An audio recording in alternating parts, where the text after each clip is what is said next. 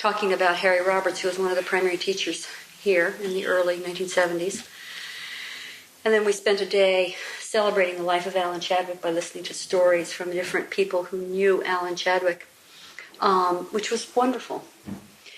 Usually, a couple of us do the history.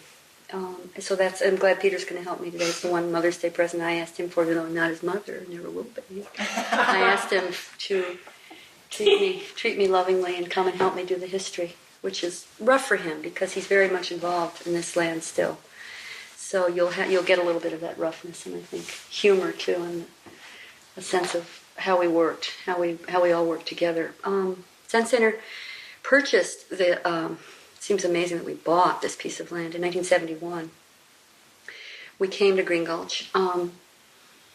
Suzuki Roshi always had a dream that there would be a place that Zen Center's practice complexion would be enriched by having a place where students could come after practicing at Tassajara. It would be a place that would be open to families, that would be open to, to a more diverse population, that would be have some farming component. We talked about that, kind of like a village or a temple. A temple village or village temple, I guess is more appropriate. Tassajara, of course, being the monastery, Page Street being the city center, the urban center. And then the fortuitous discovery of Green Gulch Farm as a possible rural site rounded out the picture. Suzuki Roshi had died by the time this place was discovered, was made available. But one thing that's good to know, too, about his dream, about Suzuki Roshi's dream, is he also, and I think this is very significant, he also thought that there should be a place for people who weren't stable. And Reb is very strong about this. He remembers quite well. And for people for whom practice was a stretch, either they're for whatever reason, they didn't function in a mainstream way in American society, and yet they had a great offering to make because of their love for practice. And there ought to be a place where the schedule wasn't so rigorous that it would be impossible for them to participate, and there ought to be a place for their gifts to be offered, to be made available. So I think that's quite interesting. And in the early years of Zen Center, we had a number of people living with us and practicing with us for whom practice was a real stretch and for whom their love of Buddhism was undeniable. So it was very interesting. And Zen Center was, to my opinion, again, this is just my opinion, but in the many years that I've been at Zen Center, I remember that in the early 70s, the place had a little bit of a more raw edge. Dan Welch, who's one of the great teachers and friends and guides of Zen Center, came down to Tassajara riding on a motorcycle with hair as long as Rachel's and longer, down his back with his sweetheart on his, behind him on the motorcycle. And they stayed for 30 years, became some of Suzuki Roshi's primary students. They came in, they were interested, they were looking, he's an artist, and they ended up staying and practicing and being primary teachers at Zen Center. So the gates were a lot more open, there was more fluidity and more a kind of renegade quality to our life, was less structured. And Zen Center was a kind of haven for many people who couldn't find their place in American society in the 1960s and 70s. So I came here with Peter in 1975. I think some of you probably were born after 1975. Is that true? A couple of you? How many? Bapu and Sanchara?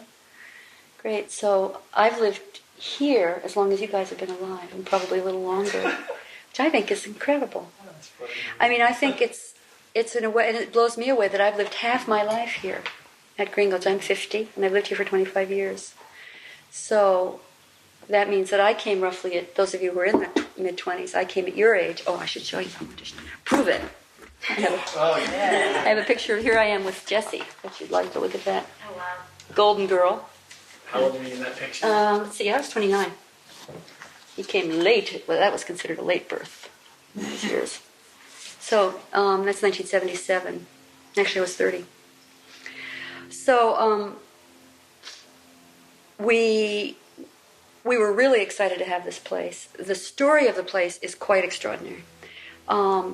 This valley, as you can see, is quite unique. and rich. In the for many years, it's been cultivated as dairyland. And in fact, when a friend from California Academy of Sciences came to Green Gulch to help us look at and create a landscape ecology plan, he stood on the deck and he said, "It's old oak woodland. It's gone to eucalyptus." He said, "But it used to be gray, and it's been grazed, and now the eucalyptus have taken over. But it used to be old sweeping oak woodland," and I think that's true.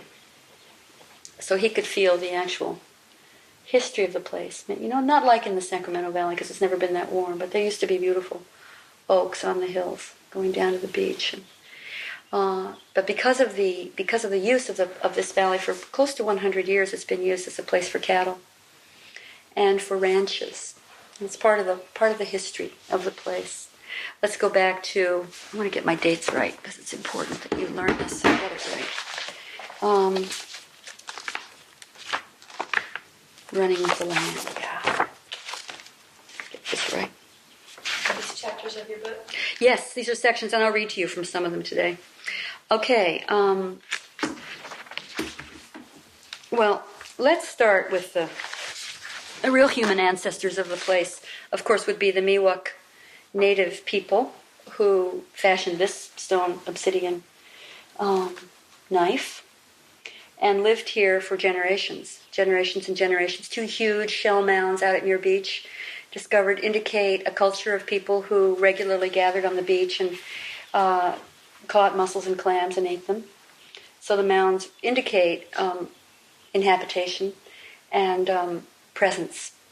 The fact that Peter behind Snip and Jerry turned up that arrowhead as he was plowing, working in a way that was close enough to the land, near enough to the land, so that he regularly turned up obsidian tools in our fields, indicates that they probably hunted and traveled through our fields, that this was one of their home places. I'm sure it was a wonderful place to sit and to gather because of the extraordinary bounty of game and of the beautiful nature of the valley. And we know that the Esalen people lived at least they used Tassajara as a medicinal place, as a medicine place. So we know that in 2 of the sites, and perhaps even in San Francisco, I don't know about the ancient history, the buried history of San Francisco Zen Center, but we do know that native people inhabited this valley and did not cultivate crops, but drew from the extraordinary bounty of the land. And we could have a whole day talking about the practices of native agriculture. Maybe it'll come up a little bit when we celebrate the BPF, when we do that ceremony on the 31st of May. But, tremendous presence and integrity of the native people. We know that they were complex hunters and gatherers. They knew a lot about the landscape. They cultivated the oaks for acorns. They knew how to live very lightly on the land. They left very little trace. But make no mistake, even though they didn't cultivate crops, really it's important to think of them as farmers because they did farm the land. And this is rather new and fresh and I think compelling research that's coming out lately about the native people actually managing crops. Harry Roberts, one of our teachers, always reminded us that native people cultivated crops, that even though they were somewhat nomadic, that they had certain trees that they tended, certain wonderful acorn trees. And in fact, those of you that know a bit about native agriculture will know for sure that the native people would watch the oak trees and would notice the drop. The first drop of acorns is usually pretty wormy. And under trees where the acorn drop was heavy and rich and worm infested, the native people would gather, spread dry grass on the ground, rub sticks together and light a fire and burn out all the worm infested acorns so that the next drop that fell, which was usually clean, fell on ground that was clear of the worm. So they, under the great trees, there are old rings of fire around the base of the great trees, the great productive trees that belong to certain families within the confederation of peoples. And we're talking about extraordinarily complex, richly cultured people. They were incredible basketers. They knew a great deal about native medicine, got their own medicine and how to maintain health and vitality by using their own medicine. And they knew a lot about the landscape and how to draw food from it without leaving a trace of their presence, except the occasional glint of obsidian knife, we wouldn't feel their presence here unless unless you're walking on the hillsides on a foggy day in July, and the movement in front of you ahead on the trail, you might imagine was a native woman beating into a woven basket the seed heads of red maize and clarkia and tidy tips and all those wonderful plants that in late summer make a rich meal. A ground meal of flower seed was one of their staple crops. So you might encounter her on a trail, and you still may. You don't know in the summer, you don't know when the shape shift and the land shifts and you drop into a time that's not your time. You may encounter her and learn something about this place. I think some of us have had experiences like that, being here and remembering how it was. Not out of nostalgia, but out of a sense of living tradition. There's a wonderful ranger at Point Reyes National Seashore, Lanny Pinola. He is Coast Miwok and Pomo. He's a great teacher, a great interpreter, and in the summer there's a 2-day festival up there at Kuleloko at the native village. Last summer Lisa and I attended. It was wonderful. Dances and native food served and a sense of connection with the culture. So I'll be sure to check the date of that and put it on your schedule so that you can perhaps organize a trip and go up there if this interests you. It's a very important part of life here that I wish we emphasized more. And some of us know a good bit about it. In fact, every child in the Mill Valley school system who's gone through 3rd grade has to learn about it. Lisa's been studying it for 5 months, studying Native culture. And it's been great to participate with her. So, prior to the presence of the Native people. Ready? Are you ready? Yeah. Mm-hmm. Okay. There were other beings who walked this land and made it their own. They called it their home. This relic we keep on the altar, it's really a testimony to mindfulness, I think. It's Zen student Rob Weinberg, while walking in mindfulness many years ago on the one day off that we had a week, we worked like wild dogs here, cultivating and culturing this place when we first came, trying to tame it and being driven down into it by the genius of the place. Anyway, he was taking a day off and walking in the creek above the Sunday parking lot, noticed this rock poking out of the ground, bent down, dug it out. It was actually in a sandy spit, picked it up, incredibly heavy stone, took it to Harry Roberts, whom you're going to hear about a lot today, showed it to him. Others had looked at it and puzzled over it. It's incredibly heavy. It feels like iron almost. Harry said, "Oh, it's a mastodont's tooth." And we thought, Harry's a very wild character. We thought, he said, "Thank you very much." Sure. And we went and asked other people, and they had lots of different theories. But Rob was a kind of scientifically based fellow, and gotten arranged to go over to Berkeley. Took it to UC Berkeley, paleontology. They said not only was it a mastodont's tooth, it's the top third of a mastodont's tooth, or tusk. No. So hold that in your hand and imagine the scale of the being that pooped and fertilized and drew from this valley, thousands of years ago. When it was a warm place, warm inland sea, and the horsetails that we now find poking up in the glass house, all along the edge of the glass house. To me, they are the most extraordinary, vigorous harbingers or reminders of an era gone by. They used to be 100, these are the most ancient plants in our ecosystem. They used to be, during Cretaceous times, during the time of the dinosaurs, they used to be 150-foot high trees that grew in an inland swamp, warm tropical sea, and actually shaded and protected this valley. So, hi. Sorry. Yeah, you didn't know. This is fine. We searched. Welcome. You haven't missed much. What plant were you talking about? I'm talking about the horsetail. Remember when we were clearing out weed underneath the in the glass house? The tube house. Yeah, that one that you asked me about. It used to be 150 feet tall. Yeah, they used to be 150-foot tall trees. They're incredible. Yes, yeah, they did. They didn't you can see some wonderful renditions. National Geographic has some great renditions of how it looked around here. I wish I had one of those at hand. I don't. But very primitive looking plants. And if you look at them carefully, you'll see that they have, they're spore producing. They propagate by spore rather than by seed. So they're very ancient plants. I like them coming up in the greenhouse because we went to great efforts to have no plants come up through the floor of the greenhouses.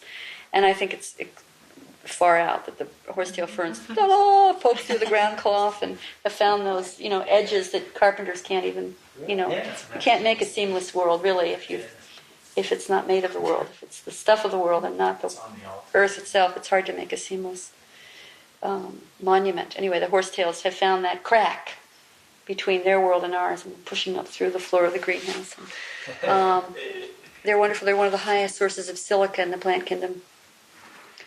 A wonderful plant to have. Interesting that they're so high in silica, impervious to rot, and yet they grow in a bog. They're a magical plant, I think. Anyway, they predate this mastodon, the era of the mastodon, which I don't know when it was. Obviously, colder times. At being to walk around here. There's a mastodon. It's like an elephant, like a small. A big tusk. Yeah. It's actually a little smaller than a mammoth. Yeah. And the Cal Academy has a great display, which I should obviously have studied better before coming to you, to differentiate between the mastodon and the mammoth. So does this curl? Yeah, the tusks come up, and this is part of the tusk. Is that like the top So, tip? I think so. The very top is I don't missing know. or something? Something like that. I don't know. It's part of it. Who knows? It's a third. He said the top third. And then obviously the creature went down into the creek to drink, and probably wallowed in the creek and died there. No, So that the bones means have been found. no. We've not excavated though. But by Alan Watts? No, it's closer. It's right by the road. He found it right by the road, and then those of you who've been here through the winter know the creek changes quite a lot in there. It turns into a large bog. So this is part of the dream, to remember, to realize, the dire wolf, the saber-toothed tiger, were all the creatures of this valley, this area. Maybe not the Green Gulch Canyon in particular, but in our midst, in our landscape. They wandered, millennia ago. And at that time, too, the coastline was like, 30 miles out. 40 miles. That's correct. further out, yeah. The Farallon Islands was the western edge of this continent. Yeah, next week. Yeah, next week you'll close your eyes and we'll do a spell. I'll spell you into that. You get to spell into that. It was hotter then. Yeah, so There's been a whole series of heating and cooling. Right, but so wouldn't if there been more water, so wouldn't there be less coast? There's been both. It's been dry and flooded. The waters have subdued. I don't remember. I'll have to go through it. I have it all written in my notes. But this is one of the most unstable or most dramatic of geologies. It's much more dramatic in Alaska, but the coast of California is an incredible geological zone. Wonderful place of study. So, get too far away. So, all of this just is as by way of introduction to the place and what does it mean to us? In 1838, an Englishman named William Richardson received a Mexican land grant of almost 20,000. Richardson Bay received a Mexican land grant of almost 20,000 acres for this coastal region. And A Mexican? no, he wasn't. He was English, but he received a Mexican land grant. I don't know how that worked. But anyway, it was apparently he wanted to farm or to run cattle in this area. So he was given a land grant of 20,000 acres. What year was that? 1838. Could it have been because of the Mexican-American War? Yeah. People who fought Yeah. got this territory. Yeah. Yeah, it'd be good to know more about it. I don't. I'm just giving you, the most. But I think that's right. So anyway, he received this grant and established Rancho Sausalito, which is the town of Sausalito, and he hired Portuguese ranchers from the Azore Islands to work this land because George always mentioned that the coast of Green Gulch, the Green Gulch coast, and this whole area is very similar to the Azore Islands, off the coast of Portugal. It's a strip of small islands out in the Atlantic off the coast. Portuguese ranchers are extraordinary ranchers, very well schooled in cattle raising, and also they're great fishermen, fisherwomen. They know a lot about the ocean because they're island dwellers. So Portuguese came over here from the Azores and began to settle. And Richardson was a broad-minded person. He sold the ranches to the Portuguese people when they raised enough money, and he made it possible for them to have land stakes. And there began to be a chain of 5 interlocking dairies. Now, I'm hoping that we'll have a date with Yvonne when she's around, that we'll be able to go down to her house and meet with her and have tea, not on one of our Sunday afternoons, but maybe on a weekday or some other time for those of you that are interested in learning more about the history. Every time I meet with her, I learn quite a bit because she's certainly senior to me. She was involved in the original purchase and, and entitlement of this place. So, and she's a wonderful, wonderful teacher. So, these Portuguese farmers and dairy people began to set up distinct ranches, and our area is known as the section of 5 ranches. That would be the Golden Gate Dairy, which is where the present, where we go down to gather manure, where the horses are. Right opposite the Pelican Inn, that's the Golden Gate Dairy, or what we called Tinkers for many years. And then there's Green Gulch Dairy, because we were one of the dairies. Let me get them all right. Slide Ranch. Frank Valley Dairy is right near Muir Woods. Next time we go up there, I can point it out to you. And then on the other, above the woods, there's going over to Homestead Valley. What's the name of that dairy? The Homestead region, or the Diaz Dairy on the upper flanks of Mount Tamalpais. So there were 5 dairy operations that were interlocking and created a kind of culture owned and run by different Portuguese families. But the strongest and most prominent landholder was a man named Constantino Bello. And in fact, he was able to purchase all of the available dairy land in Muir Beach and connect the dairies between family members. And Muir Beach used to be called Bello Beach in honor of him. Yeah. Until when? Till the early 1900s, when Muir Woods was purchased by William Kent and gifted to the federal government, and the beach was also named after the naturalist and conservationist John Muir. So John Muir Beach and Muir Woods. But before that, it was Bello Beach, and a rough and tumble place it was, too, during Prohibition. It was one of the primary places for unloading contraband liquor. And in fact, I think there was a big still out there on the beach. Muir Beach has always been known as a rough and tumble place with a kind of edge, slightly dangerous, a kind of wild people, not unlike Bolinas. So our history is strong history that way. There was a tavern out at Muir Beach called the Muir Beach Tavern, or the Bello Tavern, Bello Beach Tavern. And it was pretty nip and tuck. Yeah. Illegal liquor would be brought into Muir Beach and then kind of infiltrate from Muir Beach into the other communities, nearby communities where it wasn't so easy to infiltrate. So during the Second World War, bunkers were established on the hills above Muir Beach, and in fact enlisted men were housed in the Muir Beach community, which was always a kind of individualistic, iconoclastic community of pretty intrepid, single-minded people living out there on the cliffs, in the buffeting of the winds. And they opened up their houses and let the soldiers in. And the San Francisco Bay was guarded by North American military for all the war years. If you've not visited those bunkers, treat yourself to a walk up to the Muir Beach Overlook and go into the bunkers and stay there for a bit. Bring a book. See what it feels like to overlook the ocean from that vantage point. To imagine how it would be for our country to be worried about having to protect and have a warning system to protect the Bay Area. So it was all along the coast, there are bunkers built into the hills. It kind of indicates a little bit about how we're put together. It's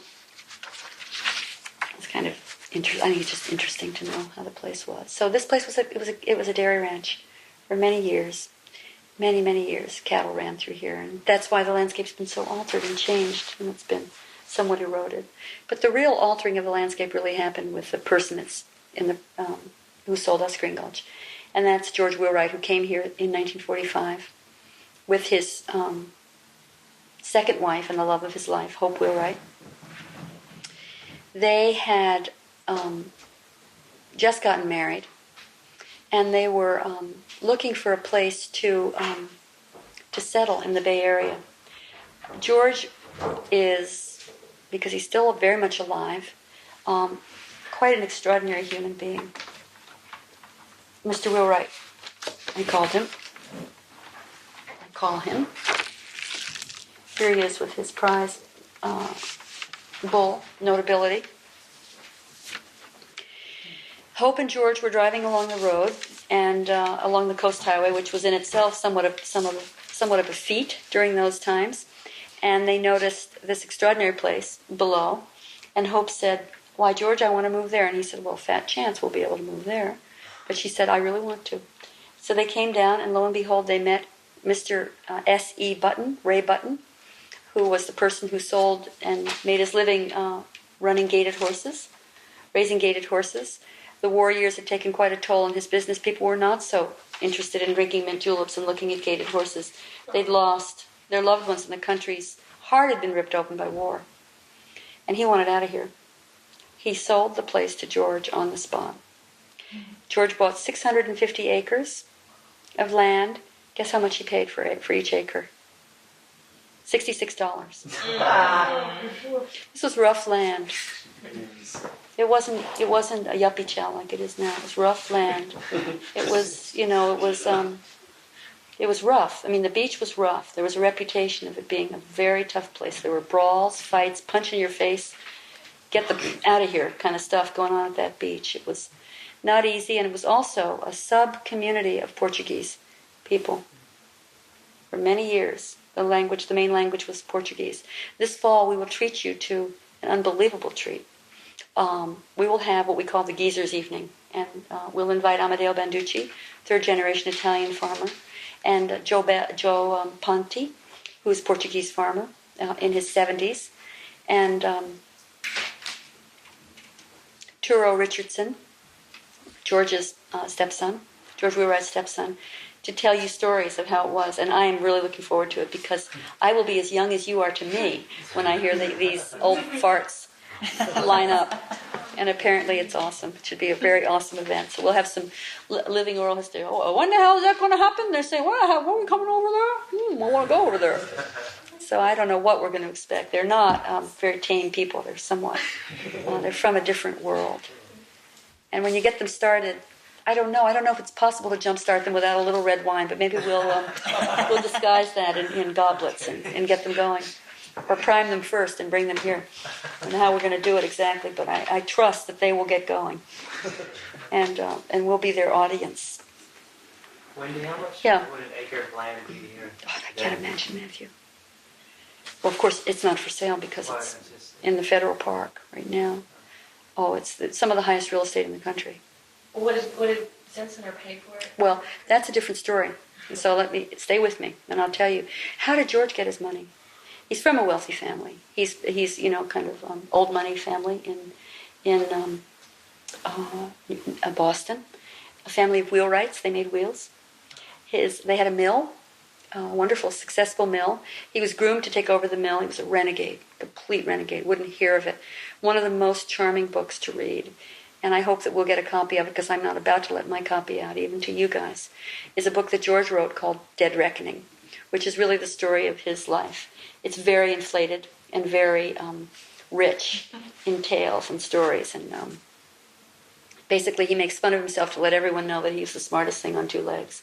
So and actually, it's not untrue. Quite an incredible person. So he didn't choose to continue in the family mill. Instead, he went to Harvard at quite a young age and ended up teaching physics at Harvard. In one of his later classes, there was a 17-year-old in the class, a young student who had early entry to Harvard. George said he realized after the first quarter of semester that the young man knew far more than he would ever know about physics. Pulled him aside and said, I can see you're bored. I'm bored too, and I should be learning from you instead of you learning from me. Would you like to start a lab together? And Edwin Land said, yes, I would. And 17 years old. he was 17 years old. They started, I think he was a little older by the time they actually got the lab going.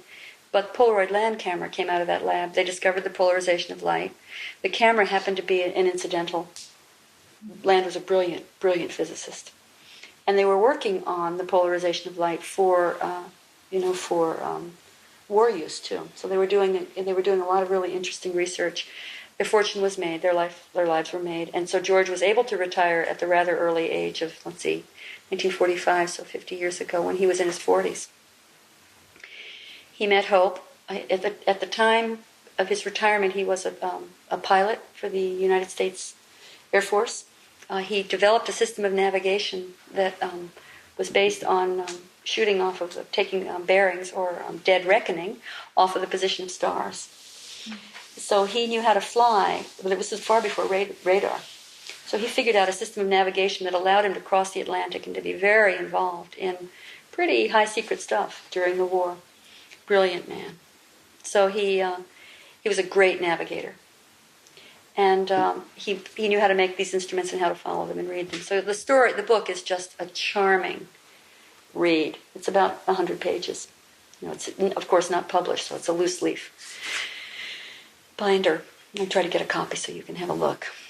It's a great, great thing. So he came with enough money in his pocket to buy Green Gulch and to settle here with the love of his life, Hope Wheelwright. She had been married before, and I think her marriage ended because of her affair with George. He was not mild in any way, and certainly not mild in that way. He had a number of passionate, problematic affairs. But after he met Hope, it all cooled down, and she had a couple of children. Turo Richardson, Arthur Richardson, is the person who built Hope's cottage. He built it for his mother, so that when they were living here in the ranch, she'd have a place to go. Because quite early in her life, and she's a beautiful, beautiful woman, quite early in her life she developed lung cancer. She was a strong smoker, outspoken dame. Ended up teaching English to all the Portuguese kids in the neighborhood. Kind of a saint, actually. They still talk with her. They can hardly talk about her to this day. She must have been something. Because this family is not mild. She's a great lady, apparently. And very loved in the neighborhood. And George drove her nuts because he talked so much. And he had so many ideas. And he probably never should have left Harvard, but he did. He would have been happier if he'd kept talking and teaching, because he did it to everybody else, no matter what. And he loved this place. They lived here, quite dynamically. He influenced the land extraordinarily. Here's some pictures to give you a sense of how he cleared and tamed the land. He was a very interesting mix of conservationist and developer. He straightened the creek. Green Gulch Creek ran in a sinuous pathway. There's an old picture in one of the lower rooms, I think you might remember, Nora might know, from taking care of the rooms, of the creek winding through the floor of the valley like a snake out to the Pacific Ocean. He wanted to farm those lower fields and to raise cattle, prize cattle. So he straightened the creek into a concrete sluiceway and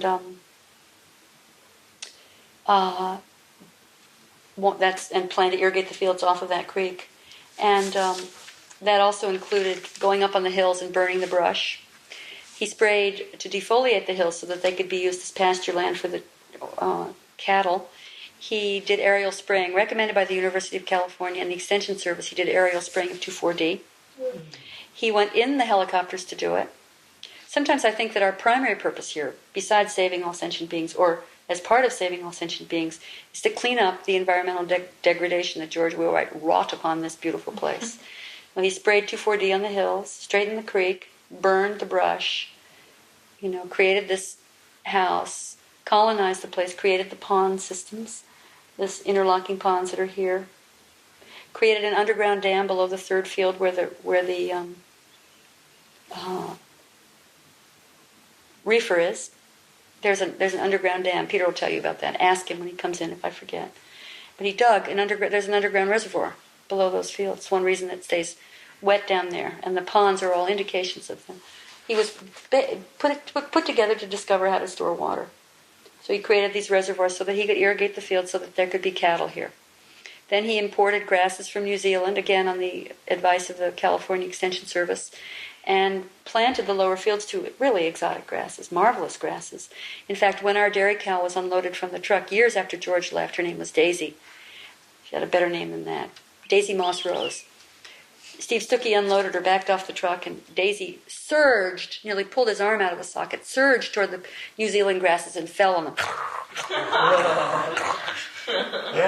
George watched with delight. Because she pooped and ate and pooped and ate. We could not get her off these grasses. They're really incredible grasses for cattle. He studied. He's a brilliant man. He studied, and he was, he was a navigator. He never wanted to stay still. So he got himself in an airplane and went to New Zealand, went to Israel, went to the place. He followed the parallel, he went along the 36th parallel, and to see what climates would produce grasses that would do well here. So he introduced a number of very exotic grasses, planted a lot of the trees around here, followed the advice of the Extension Service, which included the advice that he spray with 2,4-D. Asked him if he intended to have children.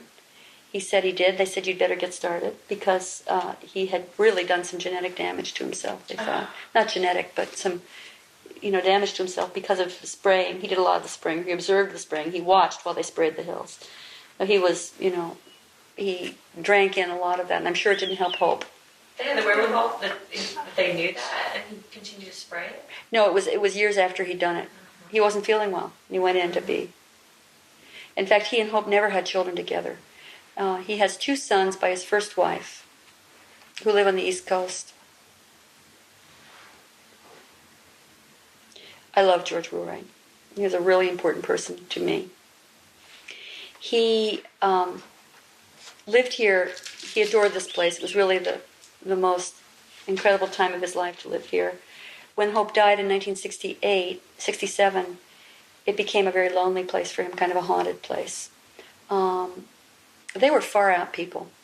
They had decided before her death, and they knew she was ill, they had decided to give this land because they always felt that this place was too special to be in the private domain. And they ran it as a place where many people could come. So they donated the land to Synanon. Do you know Synanon? Synanon was doing some very radical research during the 60s with drug addiction and with, as a alternative program for addicts. The Synanon Center was up in Marshall, about 20 miles north of here, 25 miles north of here. George liked the work they did. It was encounter therapy, direct one-on-one contact with the addicts, trusting them, expecting them to come together, get their life together. It was kind of the prototype of encounter therapy, or direct psychological, psychological work. So they liked the work. They believed in it. They let them do some trainings here, and decided to deed the place to them, and in fact did that. When George found out that Synanon was planning to sell off the Green Gulch parcel in order to pay for additional land purchasing, he rescinded his offer and changed Hope's will, and made it impossible for Synanon to come here. After her death, he tried to give the place away to a consortium of Native Americans. On the way to the signing, they got into a horrific fight about how the land would be managed and never showed up. Finally, his lawyer, who was a great friend of Zen Center and a great friend of George Wheelwright, said to him, I think you'd do better to try to sell the place to people that are going to care enough to buy it for a bit of money and take care of it well. Huey Johnson, then the founder of the Nature Conservancy, and a member of the Nature Conservancy, and the founder of Trust for Public Land, Secretary of Natural Resources in the Jerry Brown administration, said, what about Zen Center? They have a good track record at Tassajara. That means that we were able to purchase a wilderness tract of land and take care of it in a non-developmental way. We didn't develop it. George was interested. He met Richard Baker, Zen Tassi Richard Baker, abbot of Zen Center, Yvonne Rand. His lawyer, Dick Sanders, was a Dutchman, One of the people in the Baker household was a wonderful Dutch woman named Renee de Tom. They began to speak in Dutch. Sanders said to George, "I think you should go with them. They're good. They're good people." I think a lot of the success, and Yvonne pointed this out last time we met, a lot of the connection, kind of radical and direct connection between Zen Center and George Wheelwright and the then burgeoning Park Service, which was gathering around, came from one-on-one connection between the people. A dynamic sense of a shared vision. A sense that this place could not belong in the hands of one private family. It was too important a place in the jewel of this area, and that it belonged in the public domain in some way. Now, by then, George owned about 1,000 acres. He sold off that acreage. It was developed as you're driving into Green Gulch, that last development on the left-hand side as you're coming up the crest of the hill. Those of you that know the road well, that was land that George Wheelwright owned. He sold it to developers, and they developed it rather nicely for that period of time. But what's it called? I can't remember. I should know. I want to say Muir Meadows. That's one of the common names for it. It has some other name. I'm sorry, I don't remember. Laurel, I think it's Laurel Heights. I don't remember. Anyway, it's right as you're driving into Green Gulch. It's on the left-hand side of the road. There's a huge development in there. He basically sold off most of the acreage to developers, made a lot of money, and I think that Green Gulch was his heart place, and he wanted to keep it in the public domain. Felt that it shouldn't be sold off. What was the acreage that was purchased? Thousands of acres. I mean, not here. Yeah, 108 acres. 108 acres. 115 acres. I don't know how much it was for. Not much. Where was the original 650 that he bought? It includes the hillsides, the headlands, a lot of headland land, all of which is now in the hands of the Golden Gate National Recreation Area. So in the early 1970s, Huey Johnson introduced Baker Oshie to George. They liked each other. People in the neighborhood thought he had lost his mind. He was already considered quite an eccentric coot. But now he sold this extraordinary property to the Zen Center.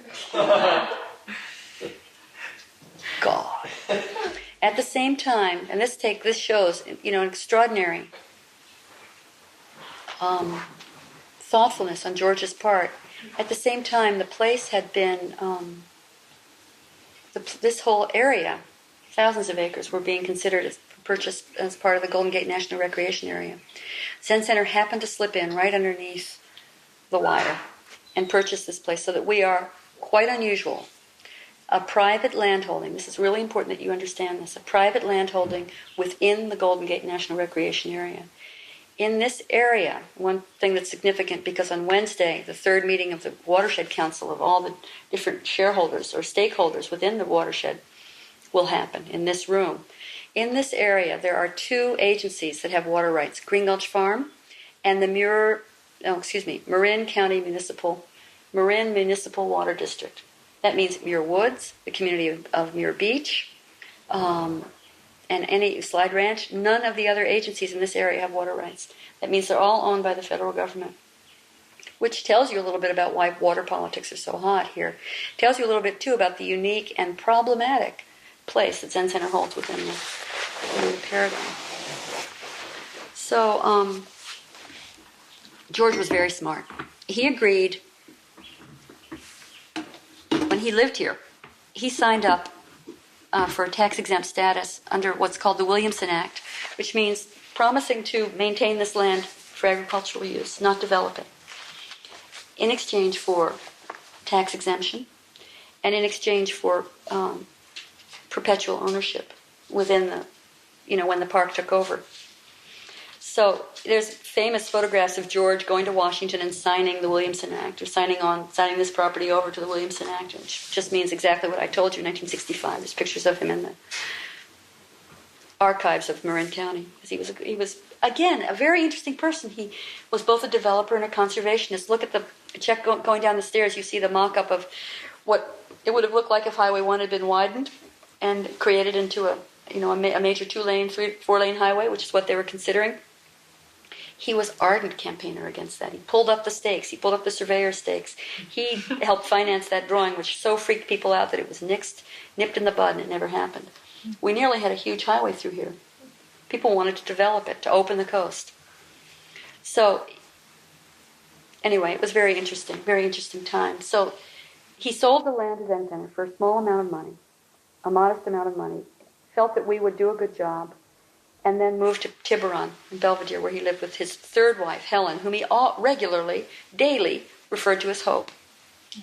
And she was a tough, briny old bird, and upper class dame was having none of this. She was not at all wounded by this, just annoyed by George's nostalgia.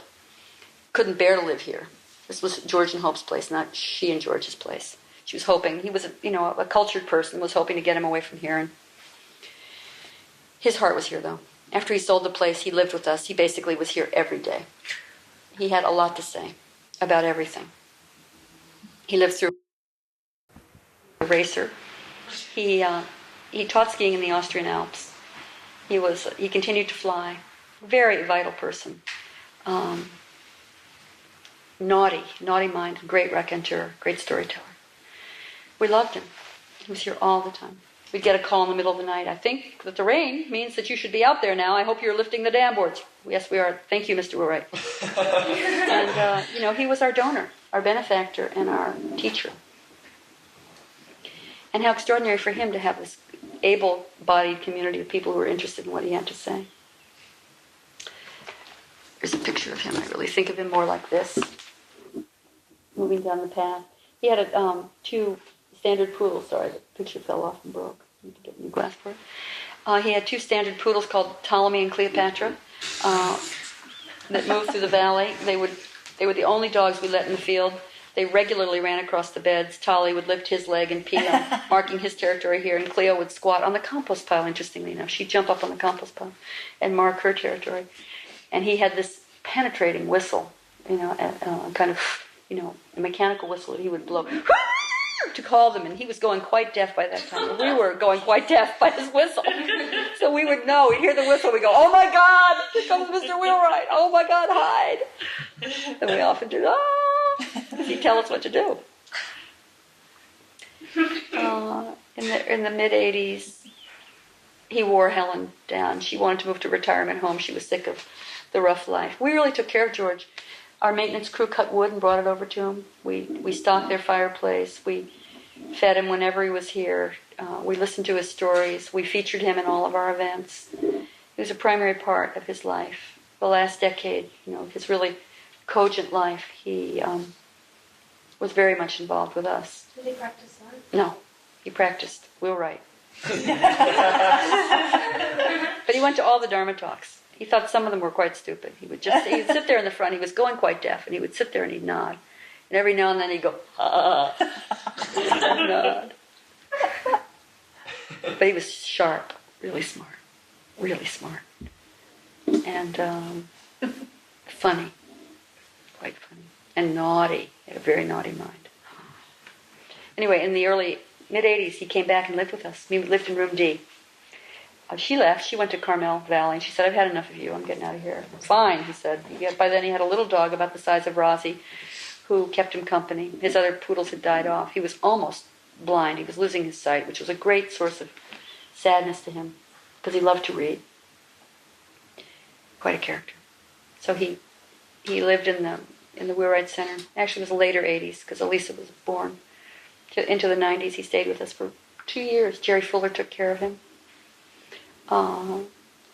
It was great because he had a roving population of people that went through him, took care of him and listened to his stories, which was nice for us. Okay, so that gives you a sense of that part. He's not dead. He's 97 years old. He's Charlotte's age. He's alive in Tiburon, in an old age home. How did he and Charlotte relate over the years? They loved each other. He had, we had Nakamura Sensei, whom you know died last year on the winter solstice. Nakamura Sensei, George Wheelwright, and Charlotte Selver to me are my grandmother. They're all the same age, 1903. Peppery old salts, peppery old beings, extraordinary beings.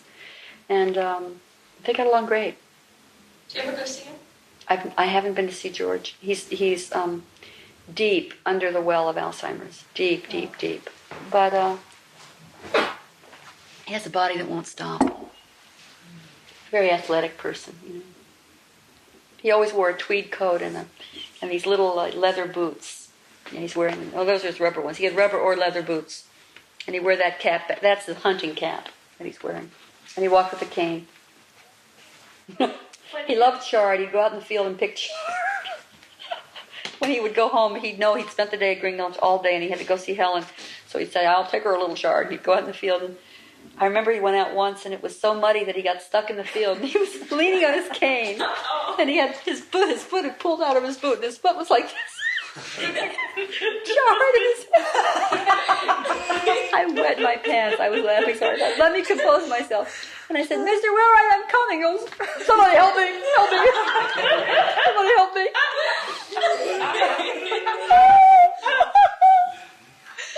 I'd forgotten that. Anyway. I pulled myself together. I was screaming with laughter. I thought, I'll never make it out there too. And it was hard making it. I thought the mud was going to pull me down, but I kept moving. I pulled his boot out and put it on his foot. Oh, he said, that was terrible. I turned around.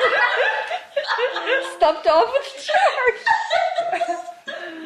charge. Oh, God. He tied the dogs. They were... He was totally stuck. Anyway. Wendy, who's the little boy who's here? It was more like That's his great-grandson. George's great-grandson. The way it goes is Turo, George's stepson, who built Hope's Cottage, had 4 children. Anyway, those children are my age. And then their children are, actually they're a little younger than I am, their children are peers of Elise's. So their children are George Wheelwright's great-grandchildren. And they're in Tam Valley School together. So the family's been around for a couple of generations. They were Hope's children? They were Hope's, on Hope's side, yeah. They were not really George's blood. Their matriarch is Hope Wheelwright. So, yeah. I was going to ask, you mentioned last week that the Zendo was a barn. Mm-hmm. Was it a barn that he built? It was a barn that was, it was here beforehand. But George kept it as a hay barn, and underneath, in the lower barn where you all are, where there were cow stalls. So the hay chutes would open up and hay would drop down to the cattle underneath.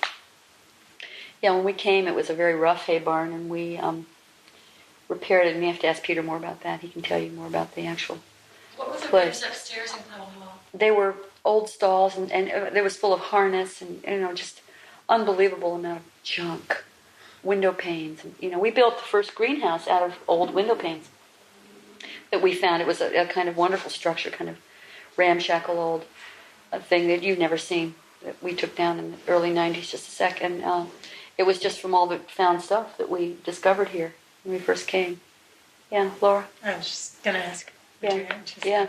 So we did that, and we always loved doing it. When we first came, Zen Center was, I think, a group of us. The group that came here was very rough and tumble, very much back to the land, feeling of wanting to meditate hard. It was the height of the Vietnam War. There were a number of people. There were 75 people who were living here when I moved here, which was quite unusual. But there were no guests. There were no guest facilities. This building wasn't built. The guest house wasn't built. The tea house wasn't built. We all lived in the meditation hall in the Gaitan. It was very rough and tumble then. There was we didn't make any money. I think we made $25 a month, each of us, something like that. We worked really hard. We all slept in the Zendo. If you were, the single people slept in the Zendo, and the newer people slept in the Zendo.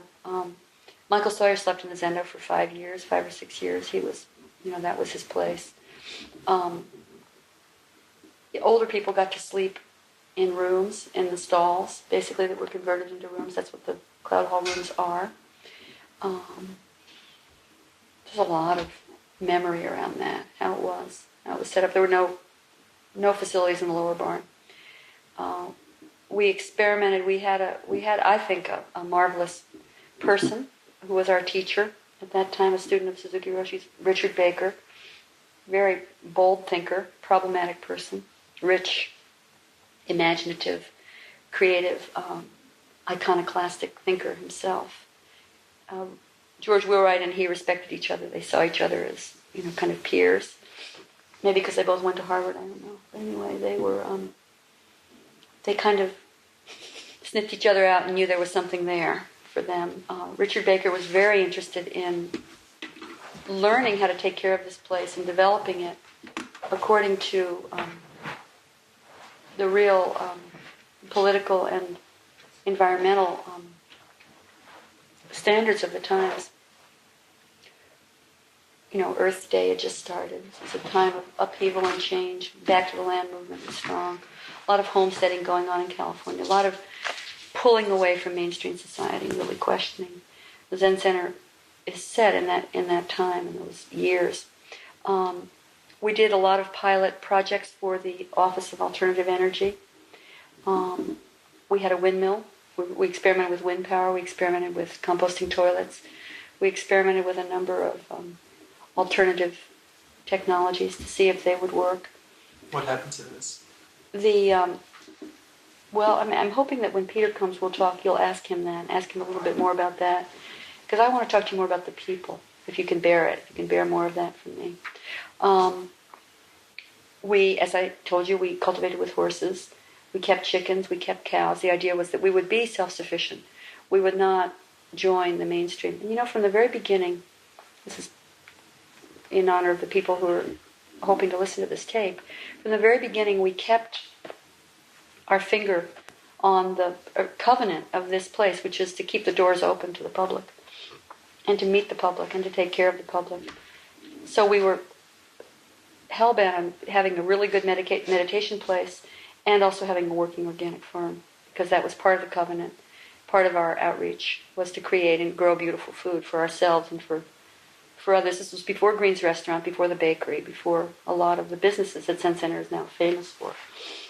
In the early 70s, we wanted to have this farm. And I think a number of people came here to kind of escape from modern society and to have a kind of homesteading alternative, primarily urban people. I've often thought that the way the population sifts down at Zen Center is very much like the national population, with about 2 to 5%. Mimi and I were talking about this the other day, right? About 2 to 5% of the people actually understanding how to farm and understanding something about agriculture. That's about what the percentage has been at Zen Center. Some very strong people have gone through. Peter and I worked with a man named Steve Stuckey, who's a priest at Zen Center, continues to be, now makes his life as a landscape contractor. Was raised as a by a Mennonite family, very strong Mennonite family, knew a lot about farming. Was the primary farm person at Green Gulch. He was responsible, he was a student who came here, became responsible for training us and introducing us to farming. Very good man. His father disowned him when he ordained. There was a very big, his father always hoped he'd be a Mennonite preacher, or that he would be involved in the Mennonite religion. Wouldn't speak to him. They've since regained or restored relations, but it was a very heavy time. A lot of people were quite unhappy with us that we were living here, not going to college. A number of students dropped out. The joke was that if you went to Reed, you'd drop out in the last quarter of the last semester, which is what Layla and Jim Buckhurst did and many other people who came through here.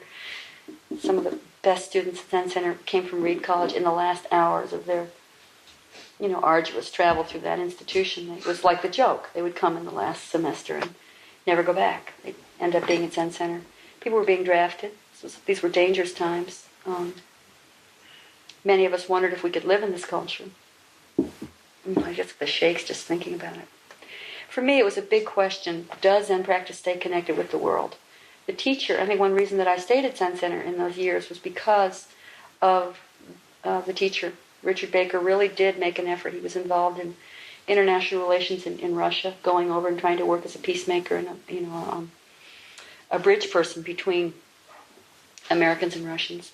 Was very active in nuclear politics and trying to protect him. Was a worldly person, very worldly person, which was one of the faults that got in his way, I think. For some people, a meditation life couldn't be that expansive. But in fact, Zen Center has always had extraordinary properties that we've taken care of, and complex properties that demand a rich mosaic of talent. And we drew from an incredible pool. I want you to understand, in the early 70s, we had a carpentry crew, 15 people who were incredible carpenters. They built this place. They lived here. They were Zen students. They trained under Master Carpenter Paul Disco, who was a student of Suzuki Roshi's, practiced temple carpentry in Japan for 5 years. Michael Sawyer was one of the carpenters. Ken Sawyer, his brother, who will do the student housing, marvelous, marvelous human being. Sawyer brothers are incredible. They're sons of a carpenter, a great carpenter in British Columbia. Before Michael had his Parkinson's diagnosis, he was a brilliant carpenter, really good in Japanese joinery. He studied Japanese joinery and made this building. So there were about 10 carpenters, and they weren't all men. They were mostly men. There were 2 women who worked in the crew. Hard on them, but they did it. And they were journeyman carpenters, or journeymen and women carpenters. They went around to the different parts of Zen Center. They helped build Tassajara. They helped build this place. They helped build the city center. They built Green's restaurant. They did the flooring. They did a lot of that work. We knew how to do a lot of work in the first year, and we drew people who were heavy workers. A lot of physical skills. We dug ditches. We, packed a lot of manure from here to there. Our complexion has changed as a community in the last years. In the last last decade. We used to be much more physically minded in those first years, and we worked hard, and everybody practiced. We were young; our children hadn't been born yet. It was pretty much the people that are now 25 years, your senior, in their 50s.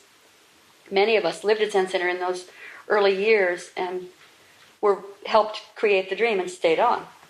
There have been a lot of people who've gone through since. To have a place where the public would be welcome, where meditation would always be central, and it still is. I would never say anything other. And to have that place include a working organic farm where we grew our food and offered that food to hungry people and offered it to a restaurant and offered what we know about farming and meditation to the public was always a dream of the place. And to do the work ourselves and to train other people to do the work and to live lightly on the land, all those great values that for some aging hippies are still primary ones. They're still fire us up when we think about it. What do you think the shift has been to? I think the shift has been to more urban population, more intellectual. People have had to, we're not drawing such skilled physical workers. They've gone on to start their own businesses. Ken has his own, Peter Vandersteer, they have their own carpentry businesses. Frank Kilmer's and Ted Howell are plumbers. They trained at Zen Center. The people who are really involved in physical work have gone out and are now doing it in the world. Steve Stuckey, great landscape architect. He's out there making gardens. A lot of the farmers and gardeners who've been through here are out starting projects. I've got the shakes just bringing this up because this is really my tribe, and it's interesting. There weren't so many people working in offices. There were no computers. There weren't computers anyway, but we weren't. Everybody did communal work. Every morning we went out in the fields from May until every day. Not just, every day. We went out from 5:30 in the morning until breakfast. No, that's wrong. We got up earlier. We meditated from 3:40 until 5:30, yeah. And then we'd go into the cloud hall. We'd have a snack out there in Cloud Hall. We'd have hot zucchini bread. We had a lot of. I am made of zucchini bread. I'm a living testimony that I get more zucchini bread. So I could smell when I could smell the smoke, the steam coming from the vents. I'd know it's zucchini bread. I can tell, or biscuits. We'd have hot biscuits and tea. Stand around stamping in our dirty, muddy boots. It was a shoes on kind of place. God, know what's slicker. It used to be funky. We were up in the upper barn, stamping our feet, drinking our tea. The bell would ring. We'd all go down to the fields. We worked for an hour and a half. Sometimes we'd bring in 5-yard trucks of manure a day. We worked really hard. We built this place. And then in the 80s, when the whole shakedown happened with Baker Roshi, we retreated, I think. This is just my take, probably. I don't even like to have it on record. Oh, never mind. It's just my take. And that it's okay. I won't censor myself. I won't censor. It's just we worked really hard, and in the mid '80s we suffered because the place was restructured, was reorganized. I think Baker Roshi had gotten way too big for his, his vision was huge and his empire was huge, and it depended on a lot of us working really hard to support it. And when it fell apart, it was rough. A lot of people left. We began to search our souls and really ask ourselves, what are we doing? What's the primary purpose of what we're doing? And Zen Center was built by then. Certainly Green Gulch was built. The infrastructure was here. And we have not built anything since then. Think of that. It's wild. Because I came here as part, we were building all the time. So I think it's extremely significant that we're building. We can't even cover the deck. They would have covered that deck over the pool in 2 weeks. That's nothing. We're building this building, But we've kind of put a moratorium on developing, and we've turned a lot inward, and we've created the guest program, which was built during those years. We developed the guest program really well, but in fact, we've not innovated. We've not upgraded. We've not taken care of the place. And that's changing. It's been changing for the last 5 years, I think. So that was, 9 years? Yeah. It was a real, like I think of it sometimes like Sleeping Beauty, Like the briars grew over the place and we turned in. No, we didn't go to sleep, but we turned in. When did Baker Roshi leave? 1983.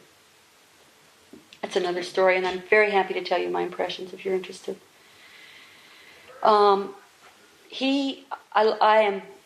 Will always be a student of Richard Baker's. I learned tremendous amount from him. I was treated very well by him, with a great deal of respect. I'm very grateful to what I learned with him. I think it's very significant that I learned so much from an American teacher. It meant a lot to me. I thought he was smart and deep and kind of nutty, too.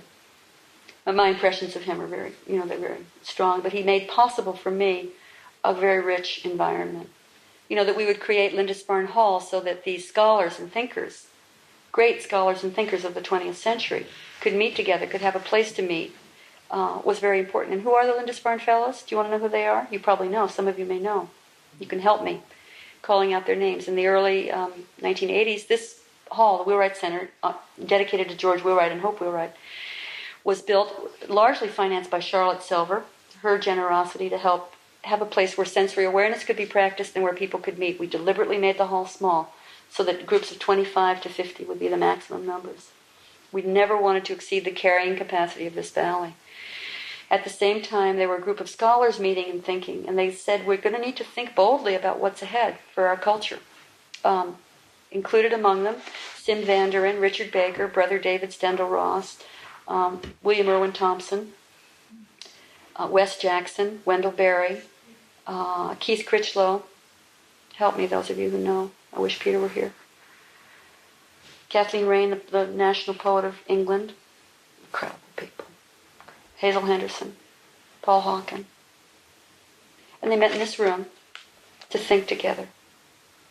And they designed Lindisfarne Hall so there'd be a place where they could think about our culture. And they would come and meet. And you know what the original idea was of Lindisfarne Hall? Where is that? Lindisfarne Hall is the guest house. Oh, it's right there. Lindisfarne is an island off of the coast of Scotland, which was a monastic community where scholars and monastics got together and dreamed of, culture, dreamed and planned culture. Is it part of Lindisfarne? No, it's an old monastic culture. Lindisfarne, Lindisfarne, Lindisfarne. Their idea was to meet here for 1 month out of the year, probably in June. And they would come and they would live in that hall. And when they weren't living here, the hall was originally designed as a place for people to come and be guests, but also for student housing. Students would live over there when guests weren't, students would live for a period of time and guests would also live there. It was, just a way to increase the vision. It became clear that we needed to build a good financial base, and that Green Gulch was a great place for people to come. And because of the success of Tassajara, by the early 80s, in the beginning of the 80s, we converted it to a place for guests. Tassajara was already 10 years old. Yeah, Tassajara was thumping. I understand most of the income right now comes from the guest house. We say that, but you have to remember that the reason the guest house is successful is because of the whole place, because of the meditation in the farm, because of the whole life. So it may be, but I sometimes feel that that's extracted from the wealth and beauty of the whole place. What sustained Green Gulch in terms of income? We were terrific. We were 100% unsustainable under Richard Baker's tenure. He was an entrepreneur, a risk taker, a very bold thinker. He was kind of wild. He did crazy things like welcoming Harry Roberts, a Yurok Indian, a shaman, to live here and teach us, calling and beseeching Alan Chadwick to come home and help us, to convalesce here in the last year of his life, and making the whole suite of rooms underneath this room be available for Alan Chadwick so that he could die here. He had a great vision, and it took a lot of people working hard, a little team of Oompa Loompas working hard to keep the fire going, so that this vision could keep there. He had a vision of creating a restaurant where people from all over the world could meet and they'd be fed vegetarian cuisine. We may think that's pretty ordinary, but it was not ordinary in the 70s to be awarded the contract from Fort Mason to be the restaurant of Fort Mason and have it be a vegetarian restaurant. People from all over the world, when they come there, they can't get a hamburger. Are you kidding? Zen Center was really trusted, and known for quality. I think it's remarkable. And you think now, how many vegetarian restaurants are there in the city? There's a lot of little ones. But on that scale, in that order and magnitude, and the dream was always to have the farm fit and produce the food, and to have the restaurant be a model place with model bathrooms. I mean, we jokingly, Richard Baker would say, well, she's doing this and he's doing that, and he's thinking about this part of it, and I'm responsible for the bathrooms. But he was modeling. We had 6 different kinds of composting toilets or low flush toilets in that restaurant when it first opened in the mid-70s. To show different ways. One of them included a where you would flush and the water would come up from a spigot and you'd wash your hands before it went down to flush. That one we got rid of right away as soon as they got ready to get out of here, because people thought it was weird. What, I'm washing my hands in toilet water? They didn't get the principle even though we had descriptions. I mean, we looked at it as an opportunity to teach. Give you a better sense of why some of us have stayed at Zen Center. It's really modernized now. Isn't it wild, Sunshine? Can you believe There's still it? some weird stuff in the bathroom. Yeah. I know. Are we gonna go there? To Greens? I don't know. Maybe so. Francis did last time. I think so. I think so. Ask Emma. They serve a good salad. Yeah, it's great. Why It's great. It's a great restaurant. So think of it. Our carpentry crew built that place, did the work. We had an incredible, place. And so the guest house was, Lindisfarne Hall was designed by the Lindisfarne Fellows.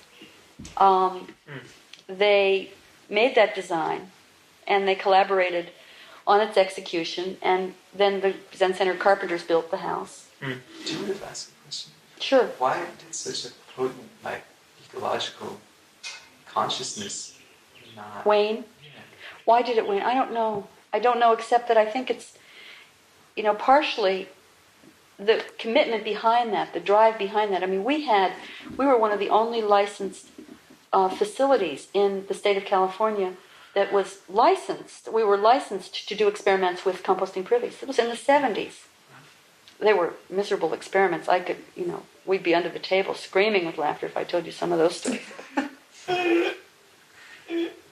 The urine brigade. I mean, we did all kinds of incredible things with composting toilets, and with the horses, and with alternative energy, with wind energy, and it took a lot to power that, and eventually people got sick of it. It was so much work, and I think there was a reaction, kind of a lash to that kind of, I don't want to say global because it isn't global, but that kind of expanded consciousness, and people started saying, hey, we're really here to study Zen, not to do all of this other stuff. So we reacted and came in a lot closer, I think, a lot tighter than we ever meant to be. And now I think there's some willingness to filter out, and a lot of it is led by those of us who practiced in the 1970s and remember how it was, and are still committed to that vision, the vision that includes a broad-based ecological presence and awareness. Yeah. How does the new building and new development fit in with the whatever that was signed that said that there would be, that this value would be developed? I think what you have to realize, and I heard Pat explain this really beautifully, the other day, and that is that the no new housing is being created. Old housing is going to be taken down. So we're not increasing. We're replacing. We're replacing the funky trailers that we pulled in here, and we got a little funky in here during the 70s and 80s, so that we could sustain the population of people who wanted to work and build the place, and so that we could also take care of our children because babies started being born. You know, there suddenly people were popping around with babies inside of them, and you know, I mean, within a 2-year period, the abbot of Zen Center, Richard Baker, and actually his child came later with Lisa, right around her time. No, that's wrong. No, I'm spacing. Woo. Anyway, during the 70s, late 70s. Reb and Russa had a child. We all lived here. Reb and Russa, Peter and I, Richard Baker and Jenny Baker, Norman and Kathy. And, you know, that's the abbot of Zen Center and the Tonto. Reb was Tonto then. And you know, people that were working on the farm, people that were working in... Norman did everything. He did all different kinds of stuff. He was working on the farm too. Susie Clymer, just students who'd practiced and lived together for so many years began to have children together too. And so that upped the ante and changed the housing situation significantly. And it also represented a kind of, grounding in the community. A lot of questions coming up about, well, are we a land-based community or are we a meditation practice place? So that's another topic. But I tell you, they have been challenging, rich, provocative years. We've learned a lot from that experience. And always the assumption was we are not a community, we're a practice place. We don't want to have, this is not a home, this is not your home. But Richard Baker was one of the strongest people to say that, and yet there was also a kind of groundedness that came from being at home in the place, although that was always considered attachment, something you didn't want to do. So I still feel like a guest here, no doubt about it. And it's interesting. I mean, we all practiced in a very similar way. Even when we had children, we were expected to go to every period of meditation. One person went around and looked in on the babies in the morning while we meditated. It was a terrible time for me. I was exhausted from being up all night nursing, and it felt really strange to leave my child. I knew perfectly well how to sit. I could have sat, I loved to sit. I could have sat like a rock at home. Would have been much better for me. I felt like I was going against my nature. And I could hear my kids scream. Child watch there were a lot of kids here. So child watch would go down and look in on Jesse. We lived in the trailer where Jordan lives. Look in at Jesse. And always the child watch would trip on the porch and wake him up by their flashlight shining in the cradle. Meanwhile, they'd be walking meditation style up to the bullpens where Arlene and Dagon live, now to look in at Steve and Leah's baby, Hannah. And then they would go down to look in, and they didn't have to look in at Taya because Rusa was at home. But, that was a long time in between them. And then what happens if the baby's crying anyway? They're going to come get you in the zendo, but we never missed a period of Sazen. And now and then we took our turn doing child watch. So it was intense. Children were always somewhat a second-class citizen here. It's one of the evidences of attachment. Although people loved them, most people here didn't really want to have kids. So it was kind of interesting. Interesting. That's just my take. You ask somebody else and you'd hear a whole different story. But it was, they were intense years. We were building this place and trying to learn more about each other. So I want to tell you a little bit about the teachers and then about the outreach. And we had 2 primary teachers in our years. When Zen Center started in 1971, Richard Baker was very good friends with Professor Paul Lee, professor of philosophy and history at the University of California at Santa Cruz.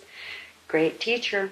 He spoke here last summer. Remember, Laura? Mm-hmm. He had everybody falling on their backs. He's a wonderful, wonderful teacher. Anyway, Paul Lee was a very strong fan and devoted supporter of Alan Chadwick, who helps establish the UCSC Gardens, Farm and Garden Project. And Alan Chadwick eventually wore out University of California. He was booted out of the University of California and made his way slowly and irrevocably up the coast of California. And Paul Lee directed him to Richard Baker, directed him to here. So he came here in 1971 and helped set up the original gardens. 71? I think it was 73. Where does Suzuki Roshi fit into it? Suzuki Roshi was dead by the time Green Gulch was purchased. Oh, okay. He died in 1971. He never saw Green Gulch. He died in the winter, on December 4th, as you know, and Green Gulch was purchased in the next spring, 1972. So Alan Chadwick came here and he proceeded to create extraordinary gardens. In the upper Spring Valley, never would build a garden on the flatland, wouldn't hear of gardening where we're gardening now. Only wanted to build on hillside, as you'll see when we go to UCSC. Set up the gardens here and had a strong core of apprentices who worked with him. Was a pretty amazing gardening teacher, and stayed for until about 1973, at which point I think it became clear to him that he wasn't going to make it here because it was the vision was just too different, and he chose by his own with common accord and good understanding. He decided to move on and did move on and worked his way up the coast of California, continuing to found and establish the Round Valley Garden Project, one of his greatest projects actually, up in Covelo. Not a sign of it left. Beautiful, extraordinary, amazing garden. We went up to visit it. I've never seen a garden like that. He had about 50 apprentices working there with him. He was by then a legendary figure, marvelous teacher. I'll give you a peek of him. British. I'll tell you about him. I'm really a student of Alan, so I owe you. I'm going to torture you with my writing about Alan. Not right now. You need to understand the way the routing went. He was here to teach us gardening, but he taught much more than gardening. He was a great theatrical person, Shakespearean actor, and a person who had a sense of the regeneration of culture happening through young people working the ground, because it's what he believed in. He had a strong effect on this community, a very fundamental effect. The other person who had a very strong effect was Harry Roberts. Harry Roberts was a Yurok shaman. He was a good friend of Yvonne Rand's. He was introduced to Zen Center by Yvonne and began to live with us. He lived here. He moved here in 1975, and he lived in the TV room. Part Yurok shaman, part Irishman. Helped to pretty much single-handedly establish the native plant section of the University of California, Berkeley. Knew a tremendous amount about native plants and native culture, having been raised by Robert Spott, who was Kroeber's main informant. Those of you that know a little bit about anthropology, great anthropologist Alfred Kroeber had one primary informant, Robert Spott, who was a Yurok shaman, a great medicine man and teacher in the Northwest Coast. Robert Spott was Harry's adopted uncle or his mentor. So Harry knew a lot about native practices. In the group of people that were living here, in this group of Zen students, people studied with Harry very closely. He was like a shaman within the ranks. And I think both Harry and Alan taught Zen in their particular distinct way. And they were affected by our life here, even though they weren't Zen practitioners. They were respectful and interested. And the Zen students that worked with them were some of the finest Zen students at Zen Center during that time. The young men that worked with Harry were pretty amazing, and Yvonne Rand. Harry would take Yvonne Rand and her family into the mountains around the Smith River for what he called a camping trip for a month out of every summer, where they just lived in the woods and they learned about the plants and the animals in the river. And we were blessed with the opportunity to study with him. So I'm the product of both of these teachers. They unloaded on me a lot, and I did a lot of work for them, particularly Harry, whom I was really close to. But I think of myself as a primary student of Alan Chadwick's, because it was really his philosophy and his vision of the garden that affected me the most strongly. Although I think my interest in the natural world and in the garden evolving out of the natural world and in connection with the natural world really does belong to my connection with this Yurok medicine man. And he was wild. Harry Roberts was wild. He loved to make trouble. He was very naughty. Both of them were naughty. Alan was grandly naughty and disrespectful and irreverent. They were both irreverent and reverent at the same time. An interesting combination. So you've seen... Is Harry Roberts? I have Harry too. No, they're both dead. When did he die? 1981, the year after Alan. So they've been dead 15 years. So I can just read to you a little bit. I appreciate it. It might be a relief. This is called Gardening for 500 Years. So I've had two great gardening teachers in my life, Harry Roberts and Alan Chadwick. Both of them raw and ragged prophets, both of them now dead. I say they're dead, but sometimes I wonder, even though I helped bury the ashes of both of my teachers, are they really dead? Are they really dead? In January, when I'm thinning the crowded spurs of the Espalier apples alone in the orchard, I still hear Alan hiss over my right shoulder, "Not that spur sausage! Take the Wiziki one growing into the tree. Obey the apples." Often it seems to me that my teachers are more alive than ever. I'm not the kind of person who seeks a teacher to complete myself or to learn a craft or to deepen my knowledge. Quite the opposite. I run away from teachers. The more they know, the faster I sprint. I smell them from a mile off, catch their seductive whiff, especially when they pour out their unctuous syrup of distilled truth to lure hungry people to the table. Harry and Alan never taught me anything. They never gave me anything. They were not prospecting for students, and yet they each showed me unabashedly and distinctly a fierce love and uncompromised passion for the natural world, in spite of myself, and with a full fuel box of questions, I followed them in through the garden gate.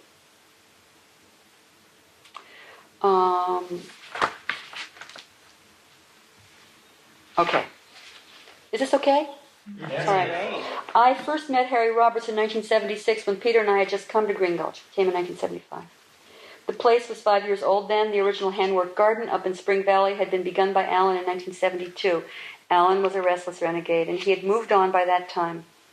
A wild-eyed maverick, Alan Chadwick was burning his way up the coast of Northern California, leaving a trail of extraordinary biodynamic gardens in the live ash of his path.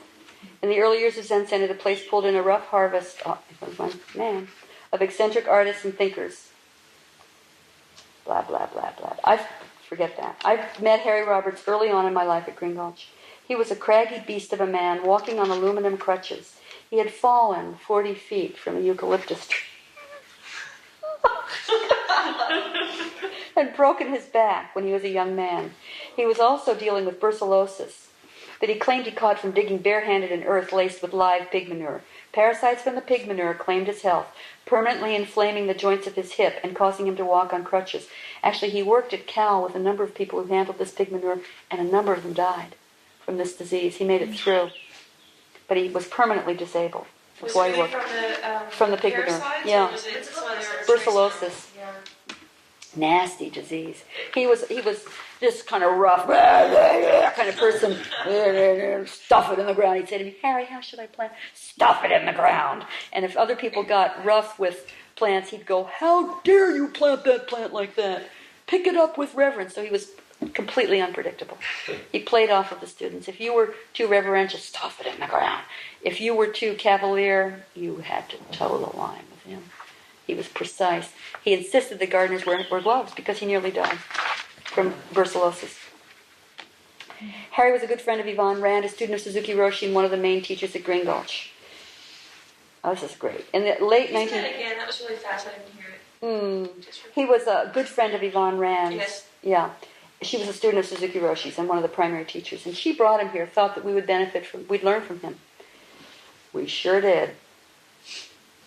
In the late 1920s, Harry had run cattle for the ranchers of West Marin. When we started to work together, Harry told me that when he first saw the Green Gulch Valley in 1927, with the unchanneled creek meandering in slow serpentine loops along the valley floor, he thought that Green Gulch was one of the most beautiful places he had ever seen in his life. And he was a wilderness man, so it made an incredible impression on him. He never forgot it. Harry was raised at the mouth of the Klamath River in the tiny village of Recaw. He was part Native American, part Irishman. Harry's mother was a legend in Del Norte County. As a young woman, she met and married Harry's father, who ran a fish cannery at the mouth of the river. Harry worked with his father, learning the fishing trade, but early in his life was adopted by Robert Spot, a high medicine man of Yurok culture who became Harry's uncle or main teacher. So Harry's primary lineage line ran with the old blood of the Yurok nation. So here's a little bit about him. Harry was a hard-working man with a passion for the plants and animals of Northern California. He was well trained in the Yurok tradition and in the lineage of hard, honest labor. He knew how to work, and he worked hard. He was a master fisherman and lumberjack, a trained horticulturalist, and a nurseryman who helped establish the native plant section of the University of California Botanical Garden in Berkeley. Harry was a welder and a machinist, a rum runner and a turquoise trader, and a person with an equal passion for cooking and for embroidering fine tea towels. He was also a cowboy and an inventor. During World War II, Harry collected spider webs to be used in the creation of precision instruments and gun sights. He was also once Ginger Rogers' dancing partner. Loved women, ooh, all types. Oh, he's a renegade. Harry's main role at Green Gulch was to help us slow down enough to see the land that we medicine culture, and he was intent on helping us develop our practical worldly skills, especially as they related to the craft of farming and gardening at Zen Center. Whenever you do something, anything at all, Harry used to say with an old drum tobacco cigarette dangling from the corner of his mouth, make sure you ask yourself these questions. What do you want? How much does it cost? And are you willing to pay the price? Once you can answer these questions, get to work. So what do you want? How much does it cost? And am I willing to pay the price? Let's see. So it was wonderful to work with him. Every Sunday afternoon we had a session where he'd come down to the garden. We'd go in through the gate and he'd stump along on his crutches and we'd go sit in the herbal circle and he would just reminisce. He would study, somebody would bring him a plant and ask him, how did this get like that? And he would just associate and tell us. We had these wonderful studies. We would sometimes go, he had a truck called Buttercup. It was a yellow Ford truck, rumbly old beast, and we'd go up on the headlands in the truck because he couldn't walk. And all along the way, he'd have us sitting in the back of the truck and calling out all the names of the native plants. This was our training. Can you believe it? This was Zen students were trained with this kook. And the abbot of Zen Center thought, this guy is he's a great teacher.